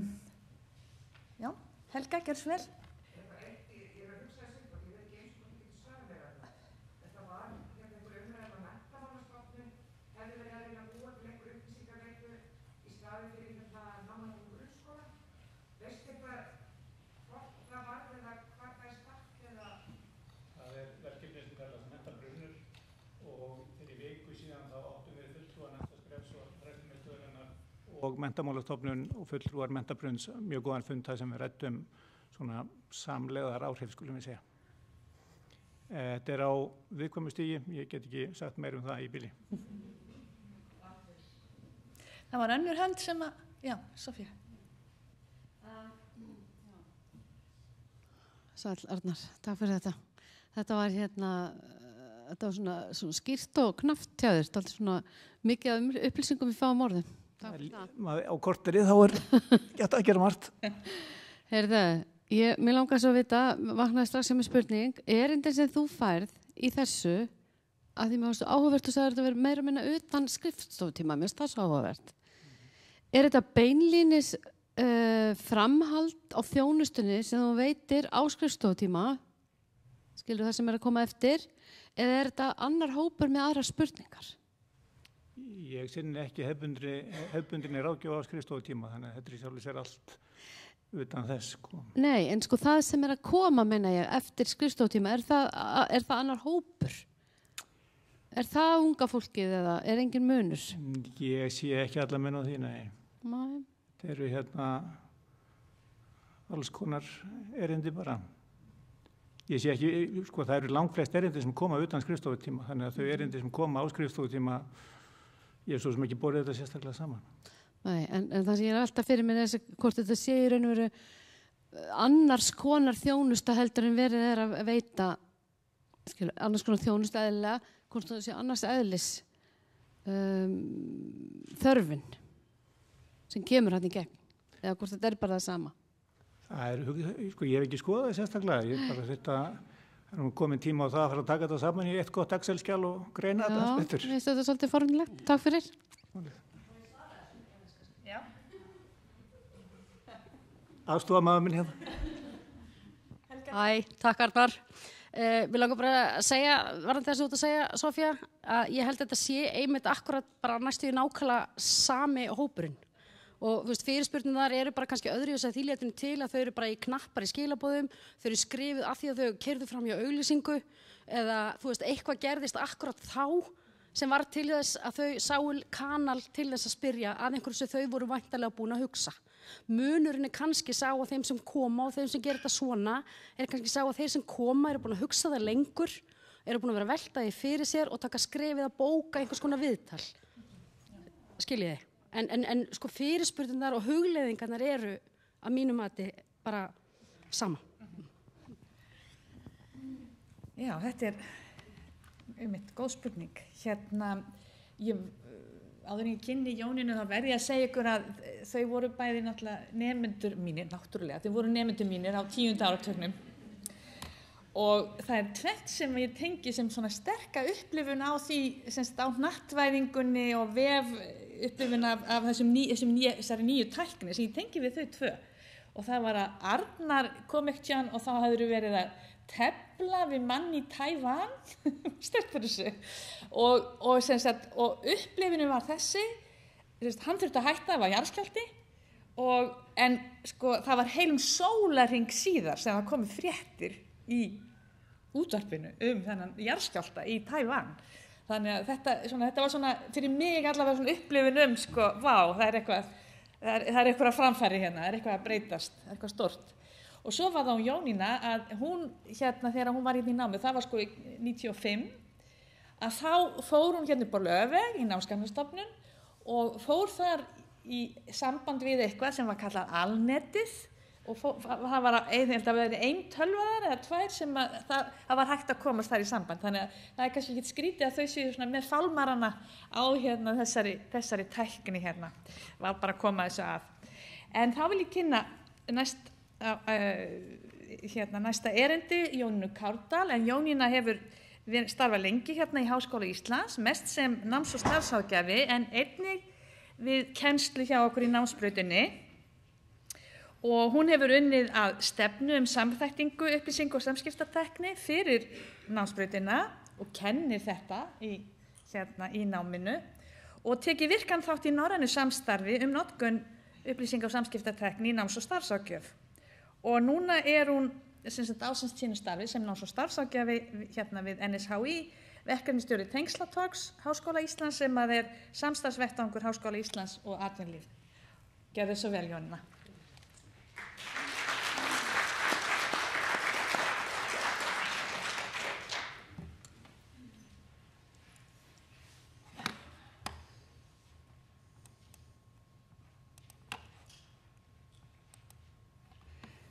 Já, komið öll sæl og bless og mjög gaman að sjá okkur og gaman að sjá okkur sem að fylgjast með í streyminu. Ég fekk það tækifæri að tala stafræna ráðgjafan, tækifæri á áskoranir út frá stöðinu í þessum málaflokki á Íslandi. Og fyrst í stað þá gott að byrja á því að hugsa upplýsingasamfélagið, þekkingarsamfélagið svo allt inni kveikti á að auðvitað komin skrefi lengra sem heitir nýsköpunarsamfélag, frumkvöðlahugsun. En eins og við vitum að í þessu upplýsingasamfélagi, nú er það að róma aðeins niður þá erum við að tala uppsprettu upplýsinga og dreifingu þeirra á háhraða. Og þið muni eftir mótumunum sem var hringt í gegnum síman, nú er þetta bara í símanum og svo framvegis. Við tölum upplýsingatækni, að velja og nota viðeigandi tækni til að vinna úr upplýsingum. Upplýsingalæsi, hafi ekki heyrt það í fréttum, að vera að tala læsi og það svo sannarlega grundvallar forsenda þess að einstaklingur getur í rauninni farið í gegnum hluti eins og menntun, starf og svo framvegis og þar mjög mikilvægt að staldra þar við. Og svo auðvitað ævilöng menntun og ævilöng færni og þar getum við horft á okkur sjálf sem fagaðilar og svo þetta sem einstaklingar. En stafræni ráðgjafinn, fyrir ekkert svo margt lengur, 2003, að þá var uppi áætlun að búa til eitthvað sem heitir rafræni ráðgjafinn. Það var allt vitlaust. Ég ætla bara að segja það. Það var allt vitlaust innan fagsins. Hvers konar þetta væri að fara að búa til einhvern rafræna ráðgjafa, það þarf að hafa samskipti og svo framvegis. En hvað að gerast? Auðvitað til eitthvað sem heitir núna stafræni ráðgjafinn, þar segja við sem erum að hafa samskipti í gegnum upplýsinga- og samskiptatæknina. En þetta mín sjálfsmynd? Ég ekki alveg viss það, ég ekki kannski svona vélræn, eða þá það að það sé hægt að taka hugsun mína og flytja hann yfir í gervigreind. En ég mjög hrifin af þessari ljóðlínu, enginn maður eyland, einhlítur sjálfum sér, sérhver maður brot af meginlandinu hluti veraldar. Og mér finnst það eiga svo sérstaklega við okkar starf, að við erum aðilar sem að tengjum saman annað fólk og við tengjum það við einmitt ákveðna veröld af upplýsingum og tækifærum, þannig að sá einn sami getur siglt sinni skútu í höfn. Og þegar við hugsum söguna, ég bara, hér verkefni sem var unnið af henni Guðrúnu Kristinsdóttur, náms- og starfsráðgjafa 1999 og hér það. Og þar hún að tala tölvur og ráðgjöf. Og hér höfum við síðan 2001, það var ráðstefna út í Gautaborg og það var hér Jim Samson og Joan Harris Bowlesby og Margaret Riley Deagle að tala tæknina og svo framvegis eins og Jana var að nefna í náðan. Og svo einmitt þetta að færa færa sig yfir í þetta að hugsa færnina, hvaða færni þurfum við að hafa til þess að nýta tæknina. Þannig að við höfum verið svo lánsum að vera í góðu alþjóðlegu samstarfi, þannig að við höfum fengið að taka þátt og verið virkir þáttakendur, svo sannarlega. Nú, þegar ég hugsa upplýsinga- og samskiptatækni og var svona að brjóta þetta niður, að þá upplýsingar, já, læsi, innihald, sérfræði þekking, gild og gæði. Einmitt þetta árið 2004 vorið, þá var haldið hér námskeið, Anna Sigurðardóttir og ég á svona fulltingi úr rannsóknarstofnun Kennaraháskólans, þá vorum við með námskeið og það gekk út og það búið til vefsíðu og setja upplýsingar þar inn. Það var ekki neinn samskipti, heldur bara one way street eins og maður segir. En samskipti auðvitað þetta að tala saman, tengja fólk, einstaklinga og hópa, við notum okkar sérþekkingu, viðtalstækni, við tölum ferli og þetta frábæra spaces are places and places are spaces.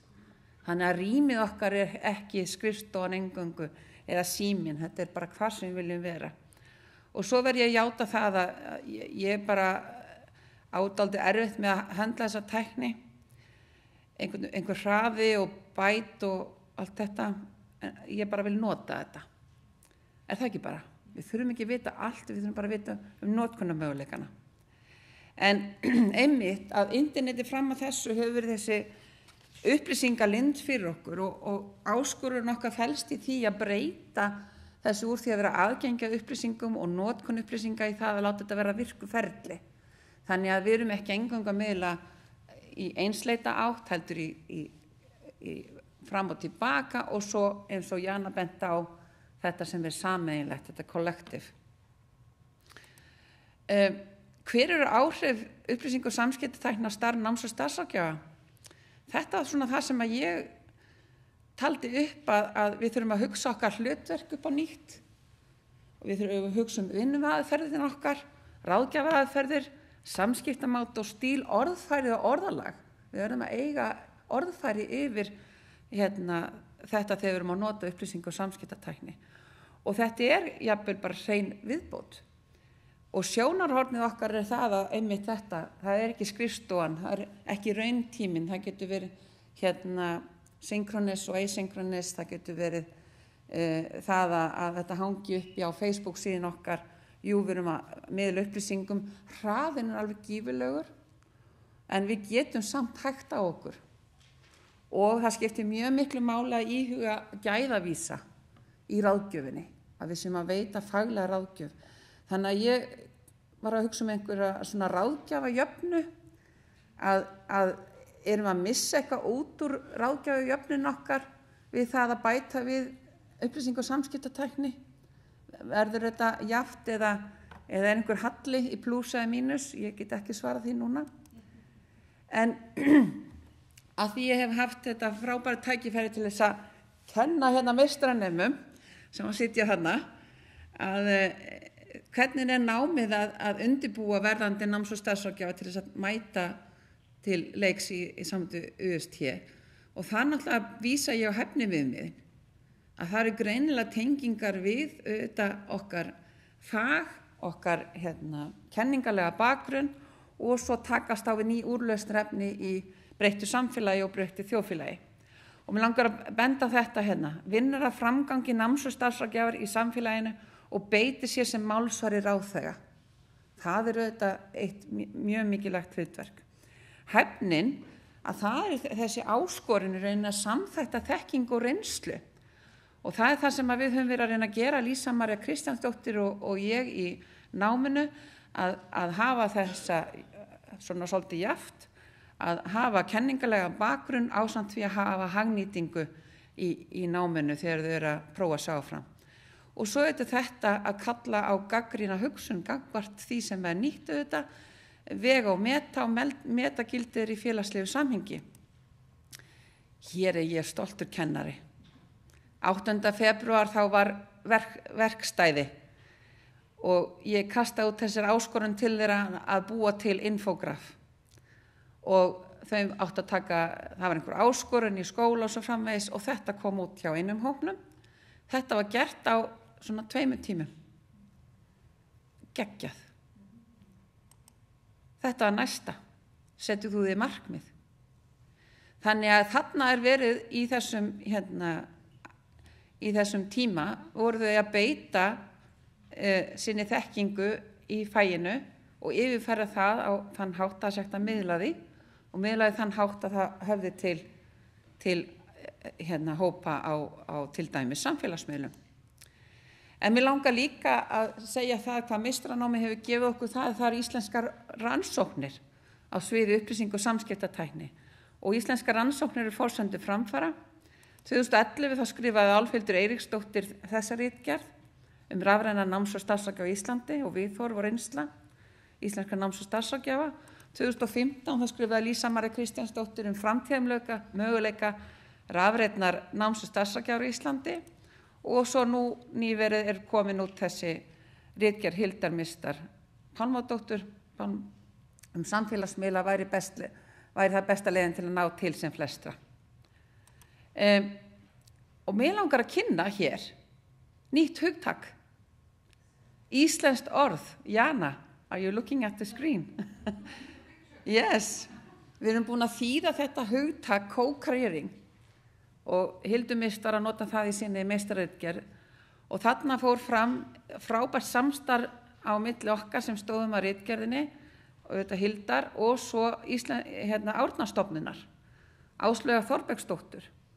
Þannig að co-careering á íslensku heitir samtvinningaráðgjöf, vísa til þess að samfélagsmiðlar séu notað til að deila þekkingu og reynslu og í gegnum samvinnuráðgjöf sem þá co-construction og þá tekist á við náms- eða starfstengdar áskoranir og merkingabara úrlausnir verða til í gegnum samskiptin.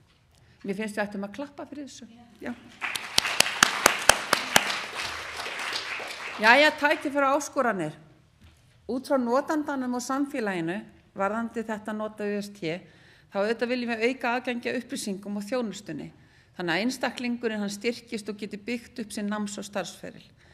Við þurfum auðvitað að horfa til notandans og ekki eins og Peter Plant sagði hér forðum dag að við verðum að vera þar sem að notandinn og hvað þá hann Kierkegaard, hjálpa þeim sem hann Svo náttúrulega auðvitað samfélagsávinningur. Hér býr fólk út á landi og þarf að aðganga þjónustu, aðganga sérfræði þekkingu og þá getum við notað UST til þess.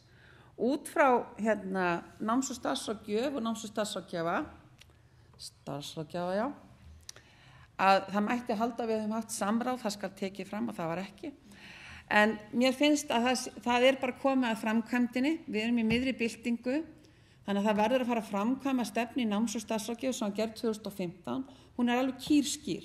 Það þarf að byggja upp innviði og þjónustu innan menntakerfisins og út á vinnumarkaðnum til þess að við sem fagfólk getum þjónusta þessa aðila sem eru í samfélaginu okkar til þess að þeir verði virkir og geti tekið þátt í uppbyggingu á nýsköpunarsamfélagi.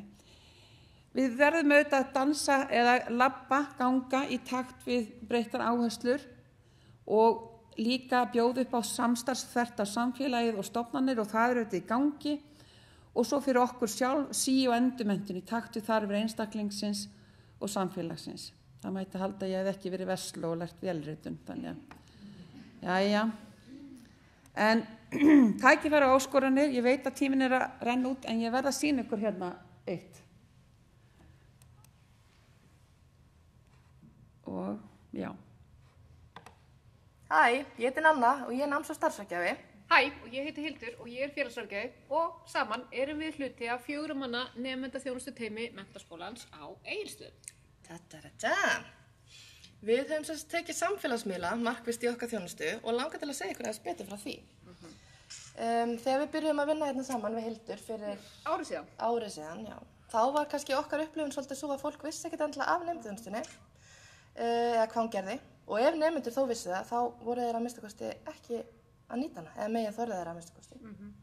Og það gerði það verkum að notendahópurinn okkar var þessi svona lítill hópur af nemendur með fjölþættan og erfiðan vanda sem komu til okkar og það gerði það kannski líka verkum að aðrir nemendur upplöfu okkur sem svolítið tabú og þorði eiginlega ekki að tala við okkur. Og við upplifum líka að ímynd nemendaþjónustunnar væri kannski svolítið svona í þeirra augum. það sem var verið að gera á þessum tímapunkti var að það var verið að senda staðlaða og oft á tíðum drepleiðinlega tölvupósta til nemenda og foreldra sem við upplöfum að fáir læsu og ennþá færri byrjuðust eitthvað við. Og þessu vildum við breyta. Með því að nýta þá samfélagsmiðla markvisst sem að þau lifa og hrærast á til að koma upplýsingum á framfæri. Og líka bara vera sýnileg og kannski mýkja og bæta þess ímynd nemendaþjónustunnar. Okkar langaði líka rosalega mikið til að sýna þeim fram á að við værum alveg jafn mannleg og allir aðrir. Akkurat. Okkur var líka falið að setja okkar svip á skólabræðin og það sem að við upplifðum að hamlaði góðum skólabræð var svolítið kannski að fólk óttaðist að fara út fyrir þægindaramann. Já, og var bara hrætt við að vera kjánalegt og stemmingin var pínu svona, það má ekki vera gaman í skólanum. Og það var líka eitthvað sem okkur langaði mjög mikið að breyta. Í augnablikinu þá notuðum við mestmegnis Instagram, bæði fréttaveituna, newsfeedið og svo líka Instastory. Við höldum líka út í heimasíðu og þar er markmiðið að safna saman efni í gagnagrunn til að færa verkfærin okkar nær nemendum. Og svo erum við líka með Facebook sem að foreldrarnir læka. En hvað var það svona sem að breyttist? Við upplifum að ímynd okkar í nemendaþjónustunni yrði mun jákvæðari. Já, nú erum við svolítið hress og skemmtilega fólki í skólanum. Algjörlega. Og þau þóra að spjalla við okkur bara stórt sem smátt.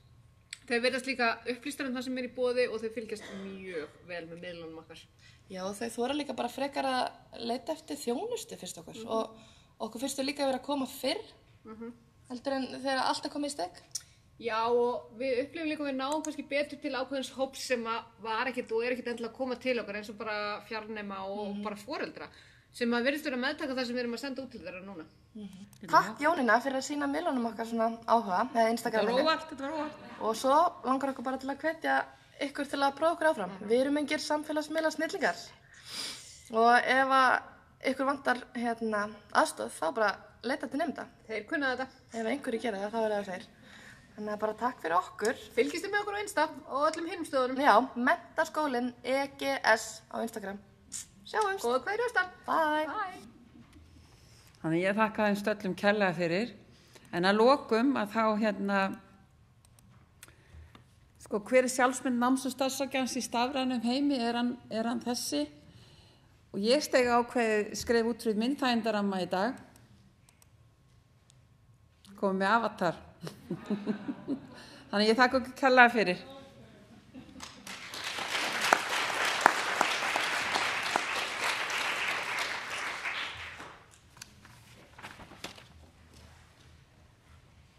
Þakka þér fyrir, Jónína. Er ekki spurningar í salnum? Mér langar eiginlega svolítið að vita, hvernig verður maður avatar? Það sagði maður. Ég þurfti nú bara að byrja hana, samtalskonu minnum að hjálpa mér. Já, ok. Maður spyr bara eitthvað sem... Snapchat og já. Þetta heitir ekki emoji, þetta er bitmoji, þannig að þetta lærði ég. Já. En eru fleiri spurningar úr sal? Nú ef ekki, þá þakka ég ykkur...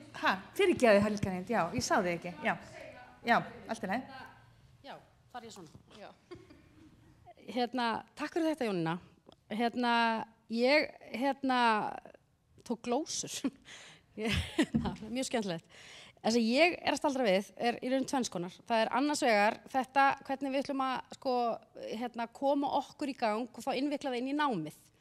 Skiljiði, að það sé einn hluti. Og svo hins vegar þetta með sí- og endurmenntun. Ég er dálítið skotin í því. Af því að það er náttúrulega svo rosalega margir þarna úti og það tengist svo aftur þess að þú endaðir, Jónína, á sjálfsmyndinni. Og sem sagt sí- og endurmenntun og sjálfsmynd, mér finnst þetta eitthvað sem við ættum bara að fara að gera eitthvað í núna. Stendur eitthvað til? Ég verður ekki þessu svarað. Hvað segir þið? Ráði, ert þú ekki að fara? Já, það eru þessi námskeið sem hafa verið í Finnlandi sem nokkur fara á, sem að það er Hilda, nöfnur ætla að segja frá næst. Já, þannig að... En auðvitað hlýtur það að blassa við að vera verkefni þá bæði stéttar og náms að huga að. Arnar hefur náttúrulega verið með námskeið og vegum endurmenntunar og ég meina það er ekkert því til fyrirstöðu að búa til hóp og bara vera með verkstæði, bara prófa að sá fram, algjörlega. Eins og Jana var að tala um. Fyrirgefðu. Svona formlegra. Já. Já. Byrja svolítið grunni og Já. leita þeim sem þurfa mest á þess að halda. Já.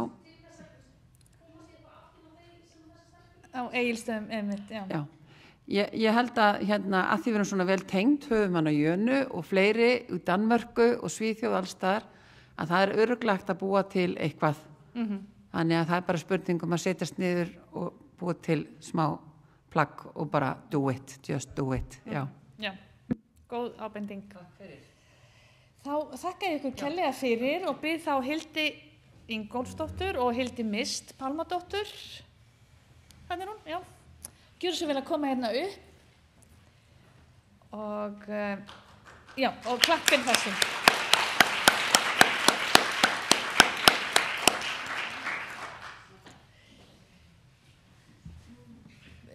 Eins og Jana myndist aðeins á, gjörðu svo vel að fá ykkur sæti og viljið ekki bara, þið ráðið hvort þið komið hérna upp eða talið úr sæti. Já.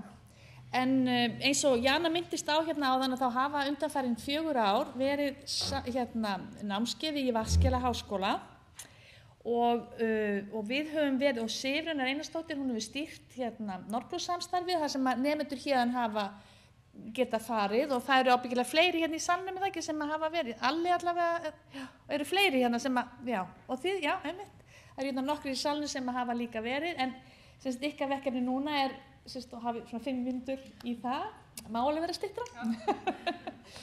En að segja frá námskeiðunum við Vatnsskeiðaháskóla. Gerðu svo vel, að þú byrjir? Ég veist betra að tala standandi, þannig að ég ætla að leyfa mér það. Og það nú ekkert voðalega auðvelt að koma eftir þessum flotta hópi sem búin að tala hérna á undan. En ástæðan fyrir því að mér fannst spennandi að fara til Finnlands á þetta námskeið í upplýsingatækninni var svo að ég bjó lengi út á landi og út á landi mikil þörf fyrir náms- og starfsráðgjafa og náms- og starfsráðgjöf. Og það kom í ljós, ég hef aðalega verið á grunnskólastiginu og það kom í ljós þar í mastersritgerðinni minni að var ekki að ræða áhugaleysi skólastjórnenda að ráða náms- og starfsráðgjafa þegar bara sóttu einfaldlega engir Það eru bara ekki nógu margir náms- og starfsráðgjafar á landsbyggðinni til að sinna þessu hlutverki. Og ég meðal annars athugaði hvernig þeim litist á svona ýmsa valmöguleika í að leysa þetta og þar kom í ljós að til dæmis fjarráðgjöf var eitthvað sem þeim hugnaðist vel.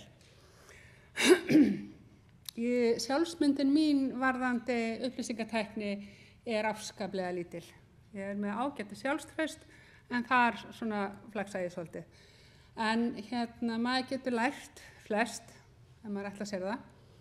Þannig að þegar ég sá að þetta námskeið væri auglýst, þá ákvað ég að fara og skoða hvort ég gæti ekki lært eitthvað.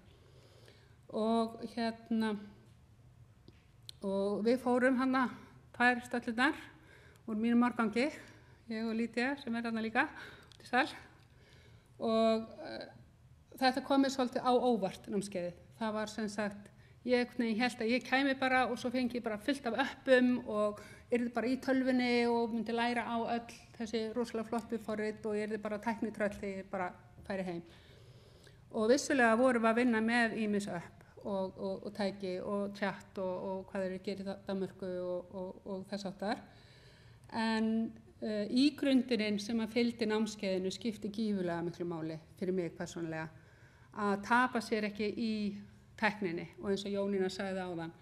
Þetta ekki alltaf spurningin hvað maður kann eða hvort maður geti lært á appið eða tækið. Þetta fyrst og fremst að gera sér sýnilegan, vera tilbúin að skoða möguleikana, nota það sem maður kann og meðan maður kann ekki meira. Og mér langar að benda á munin hérna á mér og nafnum minni, að textin minn hérna útprentuðu blaði, en hún með svona, hvað þetta, iPad? Já, sem svona kannski aðeins. Og og að fá þennan tíma í að á sama tíma að vera að kynna sér nýja tækni, fá að pröfa notana þegar við æfðum okkur á hvoru öðru og og síðan að skoða siðferðilegu áskoranir sem að fylgja þessu, persónuverndina, hvernig maður setur hlutina frá sér og svo framvegis var gífurlega dýrmætt. Þetta var mín reynsla svona í hnotskurn, var ég innan tíma. Takk fyrir.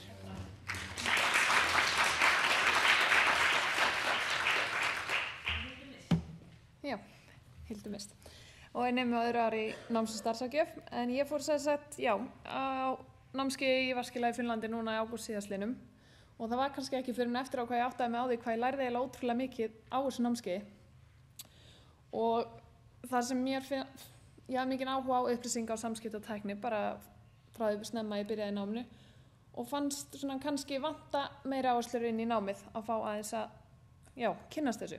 Og bara með því að fara einmitt til í Vaskilað í Finnlandi að þá fékk maður þessa svona sýn frá öðrum. Þetta náttúrulega bara koma víða að, bæði kennarar, nemendur og bæði þetta svona skemmtilegur hópur sem kemur saman, reynslumiklir einstaklingar, nemendur sem ennþá að læra og ráðgjafar sem hafa kannski reynslu nú þegar á að nýta sér upplýsinga- og samskiptatækni. Þannig að það var kannski líka gaman að fá að heyra þeirra sýn og hvað þau hafa prófað. Út því að við þurfum einhvers staðar að byrja hérna á Íslandi ef við ætlum að fara aðeins dýpra í þetta. Að þá gaman að sjá hvað aðrir hafa prófað og reynsluna þeirra af þessu. En þetta kannski, hún sagði svo sem mikið sem ég ætlaði að segja, en það farið mitt svona djúpt í þetta. Við fáum bæði praktískar æfingar þar sem við erum að æfa okkur í gegnum netspjall, prófum að vera ráðþegi og ráðgjafi, æfum okkur þannig mismunandi hvaða öpp og forrit og allt svona er hægt að nota. Og svo og líka það að fá bara kennslu og fyrirlestra frá Jönu og Ræmó sem er ótrúlega dýrmætt líka þar sem þau standa framarlega á þessu sviði. Og svo kannski líka bara þetta eru 5 dagar, 5 krefjandi dagar en ótrúlega skemmtilegir. Og það er margt, það er ekki bara að læra, þetta er líka að kynnast fólki, mynda tengslanet og bara svo líka að fá tækifæri kannski til að fara til Finnlands í Vaskilað, skoða Finnland. Ekki síst það. Þannig að það er líka ótrúlega skemmtilegt. Þannig að það er svona mikilvægt líka finnst mér að geta horft til nágrannaþjóða og hvað aðrir er að gera í þessum málum, að fá þá sýn inn á þetta. Það gefur manni alveg ótrúlega margt og sér þá hvar aðrir eru staddir og hvert hægt er að fara. Eins og við vorum að tala áðan, það þarf einhvers staðar að byrja og að mynda hópa eða fá kennslu frá öðrum er bara dýrmætt. Þannig kannski bara svona smá þetta. Takk ég. Glæsilegt.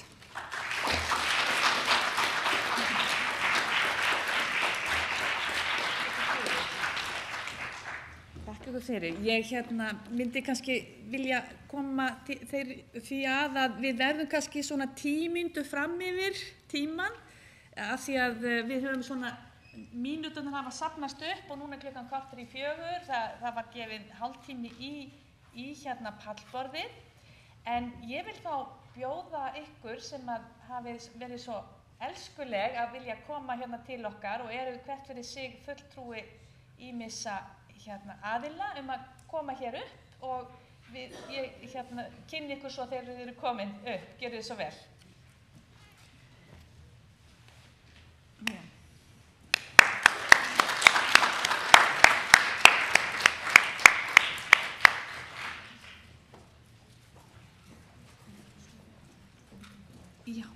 Já.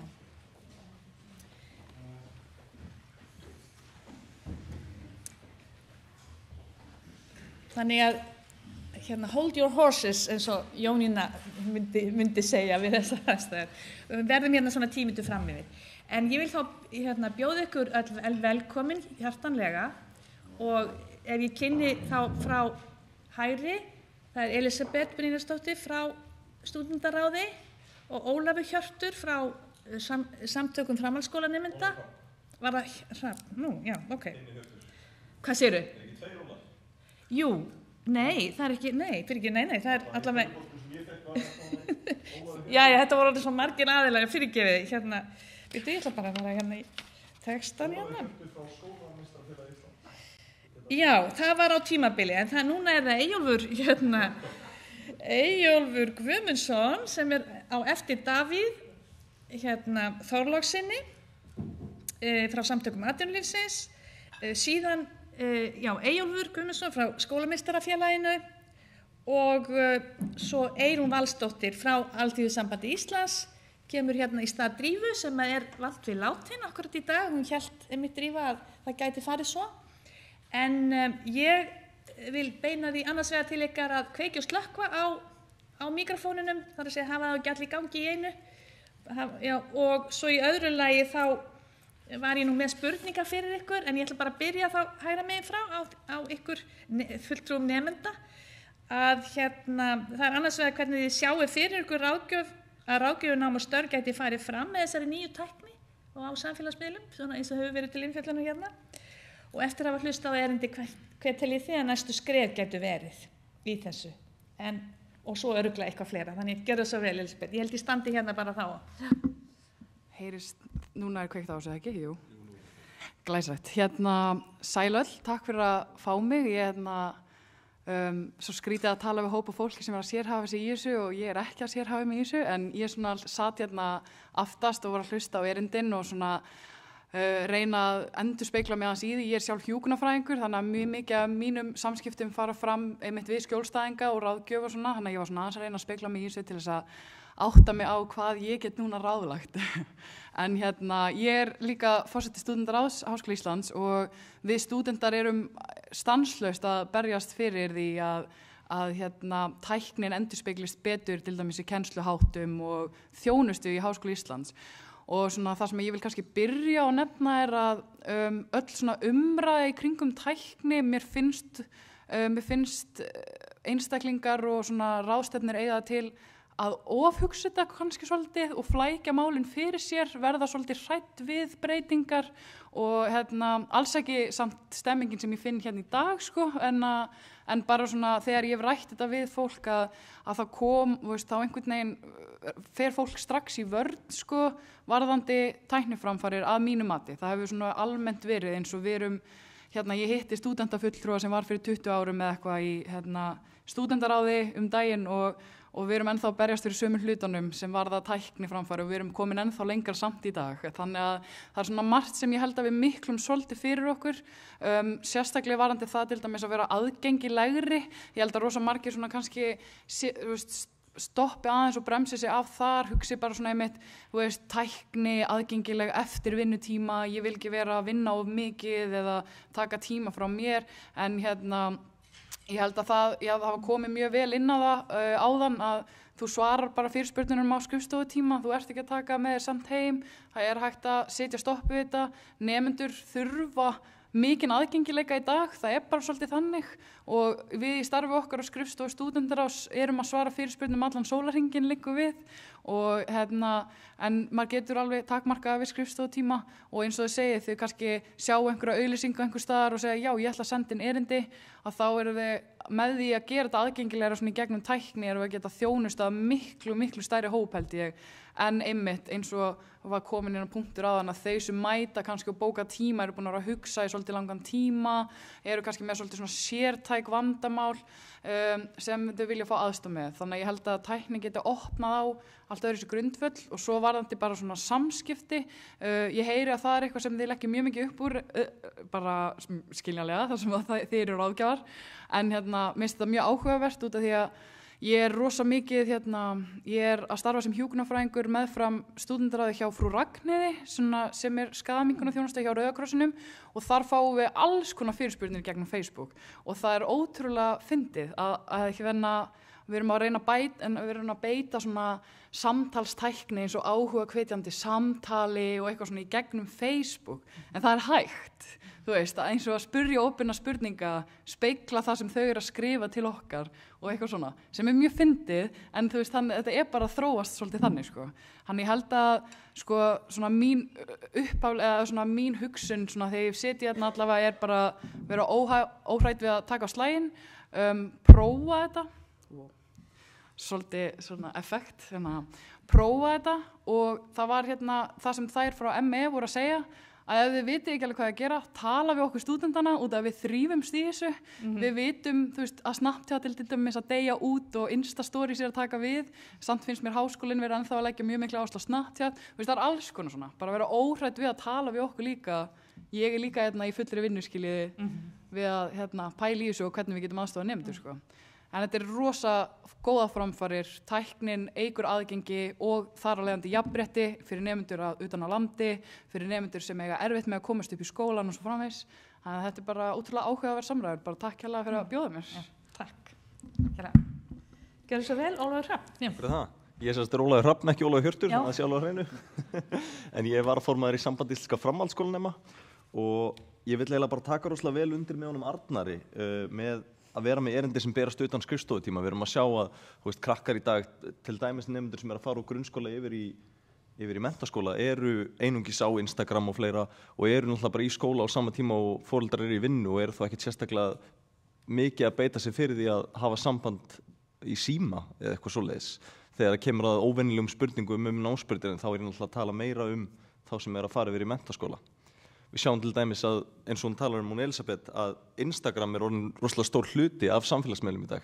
Við erum með nemendur sem eru núna komin á fyrsta ár í menntaskóla sem eru ekki með Facebook. Mér finnst það alveg klikkað persónulega og ég er bara 2 árum eldri en þau, sko. Þannig að þetta er brjálað hversu mikið þetta breytist.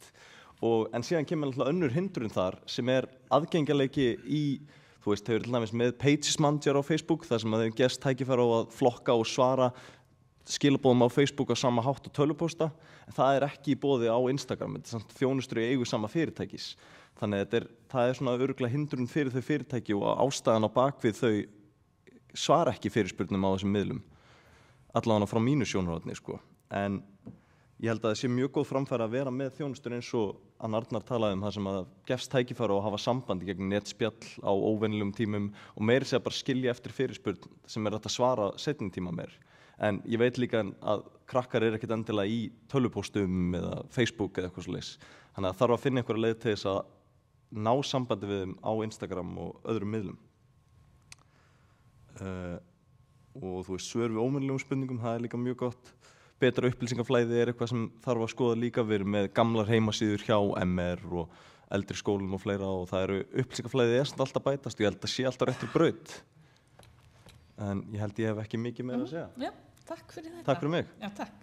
Davíð, gerðu svo vel. Takk fyrir og takk hérlega fyrir boðið. Gaman að vera með ykkur hérna í dag.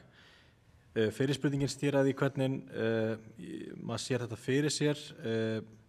Það eru kannski nokkrir þættir í fyrsta lagi, sko, er þarna möguleikið að nýta gervigreindina eins og Jana nefndi til að svara svona einföldum basic spurningum. Það kannast örugglega allir við það í mismunandi störfum að oft er fólk að svara sömu spurningunum og það er eitthvað sem að svona gervigreindin getur losað okkur við. Öðru lagi þetta býður þetta upp á kosti fyrir landsbyggðina, fyrir minni skóla, minni sveitarfélög, þar sem að er ekki grundvöllur til þess að vera með fólki fullu starfi við þessi störf. Í þriðja lagi þá er líka býður þetta sjálfsögðu upp á ákveðna sérhæfingu að þið eru kannski svolítið ímyndaði mér í þeirri stöðu að þurfa að vera sérfræðingar í öllu. En kannski getur þetta boðið upp á að menn geti móta sér ákveðna sérhæfingu þannig að þegar að koma upp sérstöku vandamál, sérstöku spurningar þá sé hægt að gefa samband bara við einhvern á Raufarhöfn sem er akkurat sérfræðingurinn í þessu tiltekna álitaefni til dæmis. Og svo í fjórða lagi þá býður þetta upp á þetta að tengja fleiri aðila við þetta, ekki bara ráðgjafann og ráðþegan, heldur líka kannski foreldrana og þetta stendur mér nærri að nefna líka þetta atvinnulífið að það sem að þörf er á því og tilefni til að tengja ráðþegana við fólk sem er starfandi í atvinnulífinu í greinum sem að vekja mögulega áhuga. Ég held að sé þó mikilvægt að hafa í huga að þetta er svona ekki, þetta er verkfæri frekar en einhver lausn. Sé þetta fyrir mér. Við erum ekki að fara að leysa neitt vanda með þessu. Þetta er stærsti vandinn sem að við stöndum frammi fyrir er brottfall og þetta kannski eru tól sem ná til fleiri og mögulega er hægt að vinna eitthvað á brottfallin en þetta leysir það ekki. En það var eitthvað sem við vorum að ræða á þessum sama vettvangi fyrir ári síðan og ánægilegt að er vel rannsakað og tekið föstum tökum í þessari grein. Seinni spurningin snýr að næstu skrefum ég held að þau snúa því að ég held að ráðþegarnir séu tilbúnir í þetta, þau kunna á tæknina. Ég held að en spurningin hins vegar þyrfti kannski að greina að hvað leyti ráðgjafarnir búa yfir tækniþekkingunni og hvernig hægt að hjálpa þeim til þess að öðlast þá þekkingu sem upp á vantar. Takk. Þakka þér fyrir og Eyjólfur, gerðu svo vel. Já, takk fyrir það og takk fyrir að bjóða mér og ég hlustaði á ykkur með athygli og lærði mjög margt. Reynda fékk ég þá spurningu áður en ég fór hérna í gær, hvað ert þú að gera á þessa ráðstefnu? Hefur eitthvað vitað þessu? Og ég sagði nei, ég hef það ekki og það stendur að ég geti sjálfsagt ekki ráðlagt ykkur sérfræðingunum á þessu sviði. En mér langar þó að kannski taka undir það sem að fólk hefur verið að segja hérna fram að þessu, Davíð sérstaklega kannski með góða sundurliðun. Ég starfa í framhaldsskóla á landsbyggðinni sem í svona það byrja 2000 manna samfélagi og þar hefur okkur ekki auðnast að ráða til okkar menntaðan náms- og starfsráðgjafa. Og ég spyr mig dálítið þegar ég sé hversu langt þið eru komin í hugsunni varðandi ráðgjöf og svo framvegis, okkur ekki boðið upp á þetta nám í fjarnámi. Það ekki dálítið skrítið? Það verið að bjóða upp á ráðgjafa sem hann gæti kannski, svo ég bara takk í dæmi, ráðlagt strák eða ungum manni sem 32 ára og að vinna í húsasmiði á Hornaverði og langar til þess að læra húsasmiði. Við höfum enga ráðgjafa til að hann getur talað við og við bætum ráðgjafanum við. Eina sem við getum sagt við hann, farið til Reykjavíkur og lærið þar. Þannig að það eru gloppir í kerfinu sem við þurfum að taka á kannski áður en við gerum allt hitt, en það þýðir ekki að þetta geti ekki verið gert samhliða. En mín skilaboð, mér langar til að hafa þau mjög skýr. Hafið þið bjóðið upp á námið í fjarnámi. Þetta gamaldags að gera ráð fyrir því að þetta sé ekki hægt að gera það. Rétt eins og þið vitið að það hægt að vera með rafráðgjöf, það hægt að læra að vera náms- og starfsráðgjafi í gegnum netið í fjarnámi. Takk. Takk fyrir. Já, gjörðu svo vel Eyjólfur. Já, ég vil byrja á því að þakka fyrir frábær erindi. Þetta búið að vera afskaplega fróðlegt og þó ég hef nú útskrifast sem náms- og starfsráðgjafi 2001 ef ég man rétt. Og þá man ég var í kursi á þér Jónina í bleikabókin sem varst með upp myndan þaðan. En allavega, ég ætla nú ekki að fara að ræða um það, en það sem að ég og ASI öllu heldur hefur verið að berast fyrir, það að við höfum verið að velta fyrir okkur áhrif fjórðu iðnbyltingarinnar á nám og störf og við höfum, náttúrulega það eru ákveðin störf sem eru að hverfa og önnur að koma í staðinn sem betur fer. Og í þessum erindum í dag þá er ég að velta fyrir mér þegar við erum líka að hugsa um sí- og endurmenntun, að hún sé stöðug og gefa fólki tækifæri á að vera í endurmenntun. Að rafræn ráðgjöf eitthvað sem að passar alveg fullkomlega við þennan hluta af okkar svona vangaveltum af því að við erum með hópa fólki sem er náttúrulega vinnandi eins og við öll og á oft erfitt með að leita sér ráðgjafar og þegar nú er ég að tala um atvinnumarkaðinn, ekki skólakerfið. Þannig að rafræn ráðgjöf í sama í hvaða formi hún er náttúrulega alveg frábær. Þetta verið að veita þessa ráðgjöf á símenntunarstöðunum en það er kannski svona mest upplýsingaráðgjöf í gegnum tölvupóst og svo einhver raunfærnimatsviðtöl í Skype. En ég held svona að tæki og tól séu ekki mörg, allavega ég reyndar ekki kynnt mér þetta mjög nákvæmlega og það nú einhver hér á símenntunarstöðunum sem getur svo svara því. En það sem að ef við horfum í framtíðina þá er það náttúrulega í raun og veru bara að halda áfram að þróa þetta og koma þessu út í samfélagið og kynna þetta því að með rafrænni ráðgjöf ættum við að ná til fleiri hópa vonandi og það er það sem við þurfum og því að það er eins og við erum komið inn hér á vegalengdir sem skipta máli, það er alls konar aðstaða ráðþegar geta ákveð hvar þeir eru staddir þegar þeir leita eftir ráðgjöfinni Svo var náttúrulega fullt af hlutum sem maður hefur líka verið að velta fyrir sig varandi traust og trúnað og fag, hvernig getur ráðþeginn treyst í að ráðgjafinn sé sá sem maður segist vera og öfugt sko. Þannig að það alveg miklu fleiri spurningar sem vöknuðu á að hlusta heldur en áður en ég kom sko. En allavega þetta svona það helsta. Þakka þér fyrir og þakka ykkur allir fyrir mjög gagnleg innlegg og bara í sambandi við það sem að Eyjólfur var að segja, ég segi bara móttekið. En við vorum með fjarnám sem sagt í þrígang og þetta auðvitað spurning peninga, en við kunnum þetta alveg, þannig að það sem sagt því meiri svona áhugi sem að við getum sagt að sé þarna úti fyrir þetta því betra. En við erum samt að hluta til með fólk í fjarnámi svona, með þessari nýju tækni einmitt. En svona okkur vantar þarna herslumun bara þá í peningum. En takk kærlega í þáttakendur í pallborði fyrir ykkar góðu innlegg og sömuleiðis vil ég þakka fyrirlesarum hjartanlega fyrir mjög fróðleg erindi og svona sem að fá mann til að hugsa svolítið á hvers konar fleygiferð við erum í þessari tækniallri og hvað hún kallar á sem sagt bæði lausnir en líka sem sagt getur þetta gefið okkur mikið. Og svona ef að það ekki spurningar úr salnum að þá vil ég nú bara fá að slíta hér held ég á slæginu 4:00 svona pluss 1 eða 2 mínútur. Þannig að bara og þakka ykkur öllum hjartanlega fyrir komuna og ykkar góðu spurningar og ég vona að þið farið hérðan ríkari en þegar þið komið. Takk fyrir.